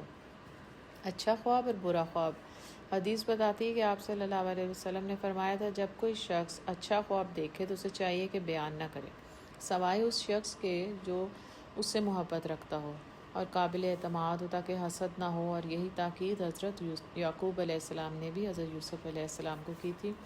اور برا خواب آپ نے فرمایا تھا، جب کوئی برا خواب دیکھے تو اسے چاہیے کہ وہ بیان نہ کرے، کیونکہ جب وہ بیان کر دیتا ہے تو وہ ویسے ہی ہو جاتا ہے۔ تو خواب میں نبی صلی اللہ علیہ وسلم کا دیدار یہ ممکن ہے، ہوتا ہے، برحق ہے۔ آپ صلی اللہ علیہ وسلم نے فرمایا، جس نے خواب میں مجھے دیکھا اس نے مجھے ہی دیکھا، کیونکہ شیطان میرے حلیے میں نہیں آ سکتا۔ تو کلیئر کر دیں کہ دیدار رسول کسی خاص وظیفے سے بھی یا کسی خاص قسم کے درود پڑھنے سے نہیں حاصل ہوتا۔ یہ ہے حدیث سے ثابت نہیں ہے یہ سب کچھ، کہ جو دیدار رسول کے لیے آپ اتنی دفعہ کوئی درود شریف کا ورد کریں، یہ حدیث سے یہ بات ثابت نہیں ہے کہ خواب میں دیدار رسول جو ہے وہ گناہوں سے بخشے جانے کا ذریعہ ہے۔ خواب کا علم حضرت یعقوب علیہ السلام، حضرت یوسف علیہ السلام اور حضرت محمد صلی اللہ علیہ وسلم کے پاس تھا۔ خواب کی تعبیر وہی بتائے گا جس کے پاس اس کا علم ہے۔ جواب میں اس کے باپ نے کہا، بیٹا اپنا یہ خواب اپنے بھائیوں کو نہ سنانا، ورنہ وہ تیرے در پہ آزار ہو جائیں گے، یعنی کہ حسد کی وجہ سے ان کو منع کیا تھا۔ حقیقت یہ ہے کہ شیطان آدمی کا کھلا دشمن ہے، اور ایسا ہی ہوگا جیسا تو نے خواب میں دیکھا ہے۔ تیرا رب تجھے اپنے کام کے لیے منتخب کرے گا اور تجھے باتوں کی تہ تک پہنچنا سکھائے گا، اور تیرے اوپر اور آل یعقوب پر اپنی نعمت اس طرح پوری کرے گا جس طرح اس سے پہلے وہ تیرے بزرگوں ابراہیم علیہ السلام اور اسحاق علیہ السلام پر کر چکا ہے۔ یقیناً تیرا رب علیم اور حکیم ہے۔ تو باپ نے رب کی پہچان کرائی کہ رب کیا ہے، علیم ہے اور حکیم ہے۔ رب جانتا ہے، اس کو سب علم ہے اور تجھے ان باتوں کی تہہ تک پہنچا دے گا جو تو نہیں جانتا مگر تیرا رب جانتا ہے۔ حضرت یعقوب علیہ السلام نے خواب کی تعبیر بتائی تھی کیونکہ ان کے پاس خواب کا علم تھا، اور بیٹے کو انہوں نے رب کی پہچان بتائی تھی۔ تو یہاں سے ہمیں ان کی سکسیسفل پیرنٹنگ کے نمونے مل رہے ہیں کہ اولاد کے ساتھ کیسا رویہ رکھنا ہے۔ اولاد کی تربیت کے نمونے کہ بحیثیت والد حضرت یعقوب علیہ السلام بہت اچھا پیغام یہاں پر ان سے مل رہا ہے کہ انہوں نے اپنے بیٹے کی بات کو صبر و تحمل سے سنا تھا، محبت کے ساتھ بانڈ، وقت دیا، توجہ دی اور صبر تحمل سے سن کر اس کا ان کو جواب بتایا، مسائل کا حل بتایا۔ تو ایسے ہی رویے والدین کو رکھنے چاہیے، اولاد کو توجہ دینی چاہیے۔ یوسف علیہ السلام کو پھر انہوں نے اپنے رب کی پہچان بھی دی کہ رب کیا ہے، رحیم ہے، تیرا رب حکیم ہے، علیم ہے، جانتا ہے، تجھے چھوڑے گا نہیں۔ تو حضرت یوسف علیہ السلام کے رویے میں باپ نے جو صبر، تحمل، احسان ان کی گٹی میں ڈال دیا تھا نا، یہ بات ان کے رویے میں ان کا اثاثہ بن گئی تھی، اور یہ ہر موڑ پہ ان کے لیے ایک لائے عمل بن گیا تھا کہ انہوں نے اس کو اپنے اوپر اپنے دل میں اس کی پہچان کو جان لیا تھا کہ اللہ جو ہے اگر تکلیف آتی ہے تو اللہ کی طرف سے آتی ہے اور کاٹنی بھی اللہ نے ہی ہے۔ تو یہ جو باپ نے رب کی پہچان کرائی تھی یہ ان کے لیے بہت ہی اجر کا باعث بنی تھی۔ تو اولادوں کی تربیت میں ان کو مومن اور مسلم بنانے کے لیے رب کی پہچان، رب کا تعارف کرانا بہت ضروری ہے۔ یہ نہیں کہ ڈانٹ ڈپٹ کر کے ان کو بتائیں کہ یہ اللہ سے خوف دلائیں اور ڈانٹیں اور بچہ اس پر آئے نہ، بات سنے نہ، تو اس کو چلتے پھرتے رب کی تعریف کریں، رب کا پہچان کرائیں، اس کو کائنات کی چیزوں سے باتوں باتوں میں اس کو رب کی پہچان کرائیں تاکہ اس کے دل میں اپنے رب کا خوف بھی ہو اور امید بھی ہو۔ حقیقت یہ ہے کہ یوسف علیہ السلام اور اس کے بھائیوں کے قصے میں ان پوچھنے والوں کے لیے بڑی نشانیاں ہیں۔ یہ قصہ یوں شروع ہوتا ہے کہ اس کے بھائیوں نے آپس میں کہا، یہ یوسف اور اس کا بھائی دونوں ہمارے والد کو ہم سب سے زیادہ محبوب ہیں، حالانکہ ہم ایک پورا جتھا ہیں۔ سچی بات یہ ہے کہ ہمارے ابا جان بالکل ہی بہک گئے ہیں۔ چلو یوسف کو قتل کر دو یا اسے کہیں پھینک دو تاکہ تمہارے والد کی توجہ صرف تمہاری طرف ہو جائے۔ یہ کام کر لینے کے بعد پھر نیک بن رہنا۔ اس پر ان میں سے ایک بولا، یوسف کو قتل نہ کرو، اگر کچھ کرنا ہی ہے تو اسے کسی اندھے کنویں میں ڈال دو۔ تو یہ آیات ہمیں یوسف علیہ السلام کے بھائیوں کے کریکٹر جو ہے نا، ان کی صفات بتا رہی ہیں کہ وہ کیسے تھے، کیا کہتے تھے، ان کی کیا صفات تھی، نیچر کیسی تھی۔ حضرت یعقوب علیہ السلام کی اولاد سرکش تھی۔ یہ ان آیات سے پتہ لگ رہا ہے کہ ان کی اولاد سرکش تھی۔ انہوں نے کیا کہا تھا کہ یوسف اور اس کا بھائی جو ہے وہ ہمارے باپ کو زیادہ عزیز ہیں۔ تو نمبر 1 تو ان میں کیا آیا تھا، حسد آ گیا تھا۔ باپ کے لیے بدگمانی دل میں پیدا ہو گئی تھی، بھائیوں کے لیے حسد آ گیا تھا، اور پھر انہوں نے تکبر بھی کیا تھا کہ ہم تو ایک پورا جتھا ہے، تو اپنے اوپر انہوں نے تکبر کیا۔ اس کے بعد انہوں نے کہا کہ جی ہمارے ابا جان تو بالکل بہک گئے ہیں۔ تو والد کے گستاخ بھی تھے، بد اخلاقی بد زبانی سے پیش آ رہے تھے۔ اس کے بعد انہوں نے کیا کیا، انہوں نے پھر فتنہ پرور بھی تھے، ظالم بھی تھے، یوسف علیہ السلام کو قتل کرنے کی سازش کی۔ تو پتہ لگ رہا ہے کہ قاتل بھی ہیں۔ قتل کی وجہ کیا بنی، والد سے بدگمانی، بھائی سے حسد۔ تو جب نبیوں کے پڑپوتے، نبی کے پوتے اور نبی کے بیٹے، جب ان کے دل میں حسد آ گیا تھا، بدگمانی آ گئی تھی، تو کیا ہوا تھا، تو گناہوں کا دروازہ جو ہے کھل گیا تھا، اور پھر اتنا بڑا گناہ کہ حسد دل میں آ گیا تھا، اور حسد نیکیوں کو جلا دیتی ہے۔ حاسد بیمار ذہن کا شخص ہوتا ہے، اس کے جذبات منفی ہوتے ہیں۔ اللہم طاہر قلبی من النفاق۔ کیسے پتہ چل رہا ہے، جب ان کے دل میں یہ خیال آیا کہ حضرت یوسف علیہ السلام والد کو زیادہ محبوب ہوتے ہیں، تو اس سے پتہ چل رہا ہے نا کہ ان کے دل میں حسد آیا تھا۔ اللہم انی اعوذ بک من جہد البلاء و درک الشقاء و سوء القضاء و شماتِ الاعداء۔ اندھے کنویں میں ڈالنے کا ارادہ انہوں نے کیوں کیا؟ اس لیے کہ وہ کنواں، اس کے جو اندھا کنواں ہوتا ہے اس کے گرد منڈیر نہیں ہوتی اور اس میں پھینکنا بھی آسان ہوتا ہے، کیونکہ ظاہر ہے کہ وہ اتنے بڑے 17 برس کے نوجوان تھے تو ان کو کنویں میں پھینکنا آسان نہیں تھا۔ تو اندھے کنویں میں ڈالنے کا ارادہ اس لیے کیا کہ آرام سے اس کو اس کے اندر لڑکا دیں گے، اور یہ کام آسان بھی تھا، اور یہ وہ کنواں تھا جو استعمال بھی نہیں ہو رہا تھا، تو ان کا کام بھی بن جانا تھا۔ انہوں نے کہا نہ کوئی اس کو نکالے گا اور نہ اس کی کوئی مدد کرنے آئے گا۔ پھر آگے کیا ہوا؟ اللہ کہہ رہے ہیں کہ انہوں نے تو اپنی چال چلی نا، اندھے کنویں میں ڈال دیا۔ کوئی آتا جاتا قافلہ اسے نکال لے جائے گا، اس قرارداد پر انہوں نے جا کر اپنے باپ سے کہا، ابا جان کیا بات ہے کہ آپ یوسف کے معاملے میں ہم پر بھروسہ نہیں کرتے، حالانکہ ہم اس کے سچے خیر خواہ ہیں۔ اب انہوں نے اپنے باپ کو اس کے بارے میں جا کر کہا کہ ہم اس کے بارے میں سچے خیر خواہ ہیں، حالانکہ وہ کیا تھے؟ وہ جھوٹے تھے، منافق تھے، دل میں قتل کی سازش تھی، قول اور فعل میں تضاد تھا، دل میں بغض تھا، زبان پر خیر خواہی کے دعوے کر رہے تھے، اندر اللہ تو ان کی نیت کو جانتا تھا۔ تو یہ جو پورا جتھا مل کے ایک سازش چلا رہا تھا، تو اللہ تعالیٰ علیم اور حکیم ہے، خبیر ہے، اس کو پتہ ہے کہ کیا ہو رہا ہے اور کیا نہیں ہو رہا۔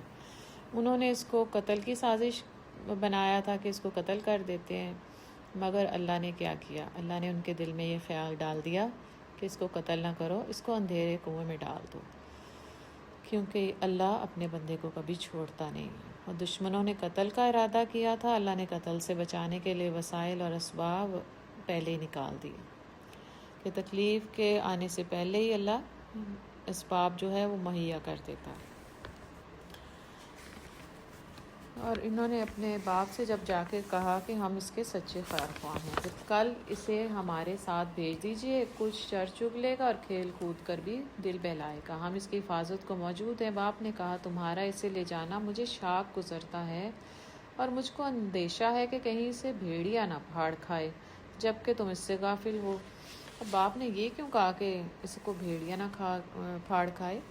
کیونکہ حضرت یعقوب علیہ السلام کو ایسے پتہ چلا، یہ ان کی معاملہ فہمی تھی، ان کے پاس کوئی غیب کا علم نہیں تھا، وہ مزاج آشنا تھے، اپنے بچوں کا رویہ ان کو پتہ تھا کہ یہ حاسد ہیں اور ہو سکتا ہے کہ پتہ نہیں کس نیت سے لے کے جا رہے ہوں، تو اس وجہ سے انہوں نے اس بات کو کہا کہ تم اس سے غافل نہ ہو جانا، کیونکہ اس کو ہو سکتا ہے اس کو کہیں بھیڑیا نہ کھا جائے۔ انہوں نے جواب دیا ہمارے ہوتے ہوئے اس بھیڑیا نے کھا لیا جبکہ ہم ایک جتھا ہیں۔ پھر انہوں نے غرور کیا کہ ہم تو اتنے زیادہ ہیں، ہمارے ہوتے ہوئے یہ کیسے ہو سکتا ہے؟ دوبارہ انہوں نے اپنے اوپر غرور اور تکبر کیا، بار بار اپنی نفری کا اظہار کر رہے ہیں، پھر اصرار کر رہے ہیں، ضدی بھی ہیں۔ تب تو ہم بڑے ہی نکمے ہوں گے۔ اس طرح اصرار کر کے جب وہ اسے لے گئے اور انہوں نے طے کر لیا کہ اسے ایک اندھے کنویں میں چھوڑ دیں، تو ہم نے یوسف کو وحی کی۔ اب یہ کون سی وحی تھی؟ کہ ایک وقت آئے گا جب تو ان لوگوں کو ان کی یہ حرکات جتائے گا۔ تو یہ نبوت کی وحی نہیں تھی، کیونکہ اس وقت یوسف علیہ السلام تو 17 سال کے بچے تھے۔ یہ اللہ نے ان کے دل میں خیال ڈال دیا تھا، جو ان کو دل کو سکینت دی تھی، کہ کیونکہ 17 سال کی وقت نبوت نہیں مل سکتی تھی نا، اس وقت تو ابھی اتنی عقل اور فہم نہیں تھا، مگر اللہ نے ان کو ایک صبر کا جذبہ دے دیا تھا کہ اگر وہ کنویں میں ڈالنے جا رہے ہیں یا ان کے ساتھ کچھ ایسا معاملہ کر رہے ہیں، تو اللہ تعالیٰ نے وحی کے ذریعے سے ان کو سکون اور سکینت دے دی تھی، مطمئن کر دیا تھا۔ ایک وقت آئے گا جب تو ان لوگوں کو یہ حرکات جتائے گا، یہ اپنے فعل کے نتائج سے بے خبر ہیں۔ شام کو وہ روتے پیٹتے اپنے باپ کے پاس آئے اور کہا ابا جان ہم دوڑ کا مقابلہ کرنے میں لگ گئے تھے اور یوسف کو ہم نے اپنے سامان کے پاس چھوڑ دیا تھا کہ اتنے میں بھیڑیا آ کر اسے کھا گیا۔ آپ ہماری بات کا یقین نہ کریں گے، ہم چاہے ہم سچے ہی ہوں۔ اور وہ یوسف کے قمیص پر جھوٹ موٹ کا خون لگا کر لے آئے۔ قال بل سولت لكم انفسكم امرا فصبر جمیل واللہ المستعان علی ما تصفون۔ یہ سن کر اس کے باپ نے کہا بلکہ تمہارے نفس نے تمہارے لیے ایک بڑے کام کو آسان بنایا، اچھا صبر کروں گا اور بخوبی کروں گا، جو بات تم بنا رہے ہو اس پر اللہ ہی سے مدد مانگ سکتے ہو۔ اب تک ہم نے قصے میں دیکھا کہ جو مکالمہ ضروری تھا اس کا ذکر کیا گیا کہ حضرت یوسف علیہ السلام کو انہوں نے اندھے کنویں میں ڈال دیا، تو کتنا ظلم، تکلیف دہ حالات تھے، اور ان کا رویہ کیا نظر آ رہا ہے حضرت یوسف علیہ السلام کا، کہ انہوں نے کوئی شکوہ شکایت، کوئی شور شرابہ نہیں، کوئی لان تان نہیں کی، کچھ نظر نہیں آ رہا، ٹوٹل خاموشی ہے، مکمل صبر۔ یہ کیسے ہو سکتا ہے؟ یہ کیسے ہوا تھا؟ یہاں پر باپ کی تربیت کام آ گئی۔ جو باپ نے کہا تھا نا، یوسف اللہ علیم ہے، اللہ حکیم ہے۔ اندھے کنویں میں حضرت یوسف علیہ السلام کو کس بات کا احساس ہے کہ میرے باپ کو نہیں پتہ کہ میں کہاں ہوں، علیم کو پتہ ہے کہ میں کہاں ہوں۔ اس علیم اور خبیر اور سمیع اور بصیر رب کو پتہ ہے۔ ظالموں کو دیکھا، اس نے دیکھا ہے، اور تو نے مجھے بھی دیکھ لیا اور مجھے بھی سن لیا ہے، تو ظالموں کو بھی دیکھ سن رہا ہے۔ تو ان کے دل میں یہ احساس تھا کہ اللہ علیم، خبیر، سمیع جو ہے وہ سب دیکھ سن رہا ہے، تو اس کنویں میں اگر اس نے مجھے رکھا ہے تو اس میں اس کی کوئی حکمت ہے، کیونکہ وہ حکیم ہے، پھر وہ صابر ہے، شاکر ہے، پھر توکل ہے۔ تو حضرت یوسف علیہ السلام کا صبر، شکر اور توکل نظر آ رہا ہے۔ روزمرہ زندگی کے مثال ہمیں دیکھتے ہیں نا، کہ کوئی اگر ہمیں لگے کہ کوئی ہمارا کسی کو کنویں میں گرا دے، ہم میں آج کل کے دور میں، تو کیسے صبر کریں گے یا کیسے صبر آئے گا؟ ہمیں حضرت یوسف علیہ السلام کے قصے سے پتہ ہے نا کہ اس میں حکمت ہے۔ کیا حکمت ہے؟ اللہ اس کے بعد ان کو مصر لے جانا چاہتا ہے، لیکن حضرت یوسف علیہ السلام کو حکمت نہیں پتہ تھی۔ لیکن صبر کون کرتا ہے؟ جس کو پتہ ہے کہ رب حکیم ہے۔ اللہ کو حکمت پتہ تھی، حضرت یوسف علیہ السلام کو نہیں پتہ تھی، مگر انہوں نے پھر بھی توکل کیا۔ اس کے بعد حضرت یوسف علیہ السلام کی اتنی بڑی خبر ملنے کے بعد حضرت یعقوب کا رویہ کیا تھا؟ حضرت یعقوب علیہ السلام اس بات کو سمجھ گئے تھے کہ برادران یوسف جو ہیں بھائی کو ٹھکانے لگا چکے ہیں۔ ان کے پاس کیونکہ غیب کا تو علم نہیں تھا، مگر وہ اپنے بچوں کو جانتے تھے، اور حالات بھی گواہی دے رہے تھے کہ وہ جھوٹے ہیں، اور شواہد بھی بتا رہے تھے۔ حالات کیا تھے کہ ایک 17 سال کا بچہ، اس کو، اتنے بڑے بچے کو ایک بھیڑیا کیسے کھا گیا پورے کا پورا؟ حالات ان کے جھوٹ کی گواہی دے رہا تھا، اور پھر وہ قمیض بھی لے آئے تھے۔ تو کیا بھیڑیا اتنا سے آنا تھا کہ پہلے اس نے کہا کہ چلو جی اپنی قمیض اتارو اور پھر میں تمہیں نوش فرماؤں گا؟ تو باپ کو اپنے بچوں کے رویے کا اندازہ ہو گیا تھا، تو انہوں نے اتنی بڑی تکلیف کے بعد بھی کیا کہا تھا کہ ٹھیک ہے، میں صبر کروں گا۔ ظالم تو ظلم کر چکے تھے، اور حضرت یعقوب علیہ السلام پہ کتنی بڑی تکلیف آئی تھی کہ 11 قاتل بیٹے اور ایک لاڈلا بیٹا، اور وہ بیٹا کہ جس کی محبت کی وجہ سے باقی بھائیوں کے دلوں میں حسد پیدا ہو گیا تھا۔ وہ پیارا بیٹا ان کو تھا کہ شاید وہ قتل ہو گیا ہے۔ قاتل کون ہے؟ قاتل بھی اپنے ہی بیٹے ہیں، 11 اپنے بیٹے، 11 قاتل ہیں۔ قاتلوں اور ایک لاڈلے مقتول کا باپ، اس سے بڑی آزمائش کس کی ہو سکتی ہے؟ پھر بھی انہوں نے کہا تھا فَصَبْرٌ جمیل، میں صبر کروں گا۔ یہاں سے یعقوب علیہ السلام کی اولاد کی تربیت کا اصول مل رہا ہے کہ اولاد کے رویے کیسے ہیں، کماش اولاد ہے۔ اب حضرت یعقوب علیہ السلام کو کیا کچھ پتہ ہے نا کہ جھوٹے ہیں، بے ایمان ہیں، قاتل ہیں، ظالم ہیں، منافق ہیں، خیانت کر رہے ہیں۔ ساری کمیاں جاننے کے باوجود والد کا رویہ کیا تھا؟ ٹوٹل خاموشی، ٹالرنس، صبر، تحمل، معاف کر دینا، جسٹ اگنور، کوئی ڈانٹ ڈپٹ، لان تان، تشنا کچھ نہیں۔ اولاد کی تربیت کیسے کر رہے ہیں؟ سکسیسفل پیرنٹنگ کا اصول یہاں پہ ہمیں نظر آ رہا ہے کہ کیسے اپنے بچوں کی تربیت کر رہے ہیں۔ جانتے ہیں کہ بچوں کے اندر کیا کیا غلطیاں، کمیاں، کوتاہیاں ہیں، اس کے باوجود کیا رویہ تھا؟ بالکل صبر کیا، تحمل کیا۔ وہ جو کہتے ہیں spare the rod and spoil the child, یہ انگریزوں کا محاورہ ہے، یہ مسلمانوں کا طریقہ نہیں ہے۔ مسلمانوں کا طریقہ کیا ہے کہ اپنی اولاد کے لیے پیشنس رکھیں، صبر تحمل سے ان کو اگنور کر کے، درگزر کر کے تربیت کریں، ان کو اصول سے، طریقے سے بات کو سمجھائیں۔ وَجَاءَتْ سَيَّارَةٌ فَأَرْسَلُوا وَارِدَهُمْ فَأَدْلَىٰ دَلْوَهُ قَالَ يَا بُشْرَىٰ هَٰذَا غُلَامٌ وَأَسَرُّوهُ بِضَاعَةً وَاللَّهُ عَلِيمٌ بِمَا يَعْمَلُونَ۔ ادھر ایک قافلہ آیا اور اس نے اپنے سکے کو پانی لانے کے لیے بھیجا۔ سکے نے جو کنویں میں ڈول ڈالا تو یوسف کو دیکھ کر پکار اٹھا، مبارک ہو، یہاں تو ایک لڑکا ہے۔ ان لوگوں نے اس کو مال تجارت سمجھ کر چھپا لیا، حالانکہ جو کچھ وہ کر رہے تھے خدا اس سے باخبر تھا۔ ادھر سے ایک قافلہ آیا تو یہ اللہ ہے۔ اللہ علیم ہے، حکیم ہے، سمیع اور بصیر ہے، احکم الحاکمین ہے۔ تو کیا ہوتا ہے؟ ہوتا وہی ہے جو اللہ چاہتا ہے۔ انہوں نے قتل کی سازش کی تھی، اللہ اپنے بندوں کو چھوڑتا نہیں۔ اللہ نے کنویں میں ڈلوا دیا اور ڈالنے کے بعد اللہ نے نکالنے کے بھی اسباب پیدا کر دیے۔ ان اللہ مع الصابرین، تکلیفوں میں اللہ چھوڑے گا نہیں، پریشانیوں میں اللہ چھوڑتا نہیں ہے۔ تو میرا اور آپ کا رویہ کیا ہونا چاہیے؟ تکلیف آئی ہے، پریشان نہیں ہونا، کیونکہ رب مجھے چھوڑے گا نہیں۔ ہوگا کیا؟ ہوتا وہی ہے جو اللہ چاہتا ہے۔ وہ تکلیف دیتا ہے تو تکلیف سے نکالنے کے وسائل بھی تو وہی پیدا کرتا ہے، کبھی جلدی کبھی دیر سے۔ اب یہاں پر ایک قافلہ آیا اور انہوں نے اپنا ڈول کنویں میں ڈالا تو لڑکے کو دیکھا، اور لڑکے کو دیکھ کر وہ خوش ہوئے۔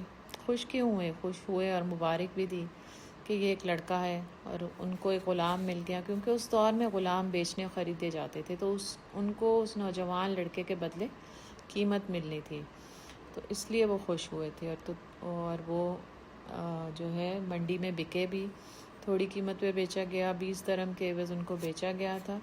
اور یہ کتنی بڑی آزمائش تھی کہ غلاموں کی منڈی میں جانوروں کی طرح بکنا، یہ بھی بہت بڑی آزمائش تھی۔ تو آزمائشیں حضرت یوسف علیہ السلام کے ساتھ پے در پے آتی ہی جا رہی ہیں۔ اور ان 3 آزمائشوں میں ان کا رویہ کیا ہے؟ کوئی رونا دھونا، ناشکری، بے صبری، کچھ نظر نہیں آ رہا، خاموشی اور صبر۔ دوسری آزمائش کہ ان کو غلام بنایا گیا، اور پھر تیسری آزمائش کہ وہ بکے اور اتنی کم قیمت پر بکے، یہ ان کی ناقدری ہوئی۔ تو اصول کیا ہے زندگی میں؟ جب ناقدری ہو تو کیا کرنا ہے؟ صبر کرنا ہے، خاموشی اختیار کرنی ہے۔ مثلاً جب بچی اب میکے سے سسرال جاتی ہے تو عارضی طور پر ناقدری ہوتی ہے، گھر میں اماں کی لاڈلی تھی، بہن بھائیوں کے ساتھ اس کا اٹھنا بیٹھنا، اور ابا کی راج دلاری، دادی کی ہر وقت تعریفیں، نانی ہر وقت ہاتھ چوم رہی ہیں کہ بڑی سگڑ ہے، سمجھدار ہے، بھائیوں کی لاڈلی ہے، آنکھوں کی تارا ہے۔ تو کیا ہوتا ہے؟ دہلیز سے جیسے ہی پاؤں نکالتی ہے اور پہنچتی اگلے گھر تو ساس کہتی ہے کہ پھوڑ ہے، شوہر نکمی کہتا ہے، سسر کے اور تانے ہوتے ہیں۔ تو پھر کیا کرنا ہے؟ ناقدری ہو جاتی ہے نا۔ اس ناقدری میں کیا کرنا ہے؟ خاموشی اور صبر۔ کچھ وقت لگتا ہے، کچھ وقت لگے گا اپنے آپ کو دکھانے کے لیے، سمجھانے کے لیے اور ان کو سمجھنے کے لیے۔ تو خاتون کے زیورات اور اس کا صبر ہوتے ہیں، اور اس کا اسلحہ اس کی خاموشی ہے۔ ان لوگوں نے اس کو مال تجارت سمجھ کر چھپا لیا، حالانکہ جو کچھ وہ کر رہے تھے خدا اس سے باخبر تھا۔ آخر کار انہوں نے اس کو تھوڑی سی قیمت پر چند درہموں کے عوض بیچ ڈالا، اور وہ اس کی قیمت کے معاملے میں کچھ زیادہ کے امیدوار نہیں تھے، تو 20 درہم میں بکے تھے۔ مصر کے جس شخص نے اسے خریدا، اس نے اپنی بیوی سے کہا اس کو اچھی طرح رکھنا، بعید نہیں کہ یہ ہمارے لیے مفید ثابت ہو یا ہم اسے بیٹا بنا لیں۔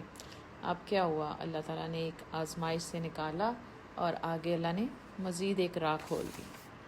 تو غلامی اور ناقدری ہے، خریدے جا رہے ہیں، لیکن اس پر بھی کیا ہے کہ اللہ ان کو چھوڑ نہیں رہا، اللہ اپنے بندے کو چھوڑتا نہیں۔ دیکھیں نا، عین ممکن تھا کہ غلامی کی منڈی میں بکے تھے تو کوئی ظالم جابر، مارنے پیٹنے والا، مشقت سے کام لینے والا مالک خرید سکتا تھا۔ خریدار کون بنا؟ خریدا کس نے تھا؟ عزیز مصر نے۔ عزیز اس کا نام نہیں تھا، اس کی پوزیشن تھی، عہدہ تھا، پوسٹ تھا اس کا، یہ مالدار شخص تھا، اچھی پوزیشن پہ تھا۔ تو اللہ نے حضرت یوسف علیہ السلام کے لیے بہترین ٹھکانہ بنا دیا، ایک گھر جہاں مالک مالدار تھا، عہدے دار تھا اور بے اولاد بھی تھا، تو محبت بھی ملنی تھی، تعلیم و تربیت بھی ملنی تھی، حکومت اور عہدے اور اقتدار کو ایکسپلوئر بھی ملنا تھا۔ تو اللہ جو چاہتا ہے وہی ہوتا ہے۔ اللہ تعالیٰ نے آزمائش سے نکالا اور مزید انعام دیا، اور اللہ اپنے بندے کو چھوڑتا نہیں۔ اور اس طرح ہم نے یوسف کے لیے سرزمین میں قدم جمانے کی صورت نکالی اور اسے معاملہ فہمی کی تعلیم دینے کا انتظام کیا۔ اللہ اپنا کام کر کے رہتا ہے مگر اکثر لوگ جانتے نہیں ہیں، اور جب وہ اپنی پوری جوانی کو پہنچا تو ہم نے اسے قوت فیصلہ اور علم عطا کیا۔ اس طرح ہم نیک لوگوں کو جزا دیتے ہیں۔ تو حکم کے معنی ہے قوت فیصلہ کے، اور علم سے مراد وہ خاص علم حقیقت ہے جو انبیاء کو وحی کے ذریعے براہ راست دیا جاتا ہے۔ آخر دعوانا ان الحمد للہ رب العالمین۔ سبحانک اللہم و بحمدک، نشہد ان لا الہ الا انت، نستغفرک و نتوب الیک۔ سبحان ربک رب العزت عما یصفون وسلام علی المرسلین والحمد للہ رب العالمین۔ السلام علیکم ورحمۃ اللہ وبرکاتہ۔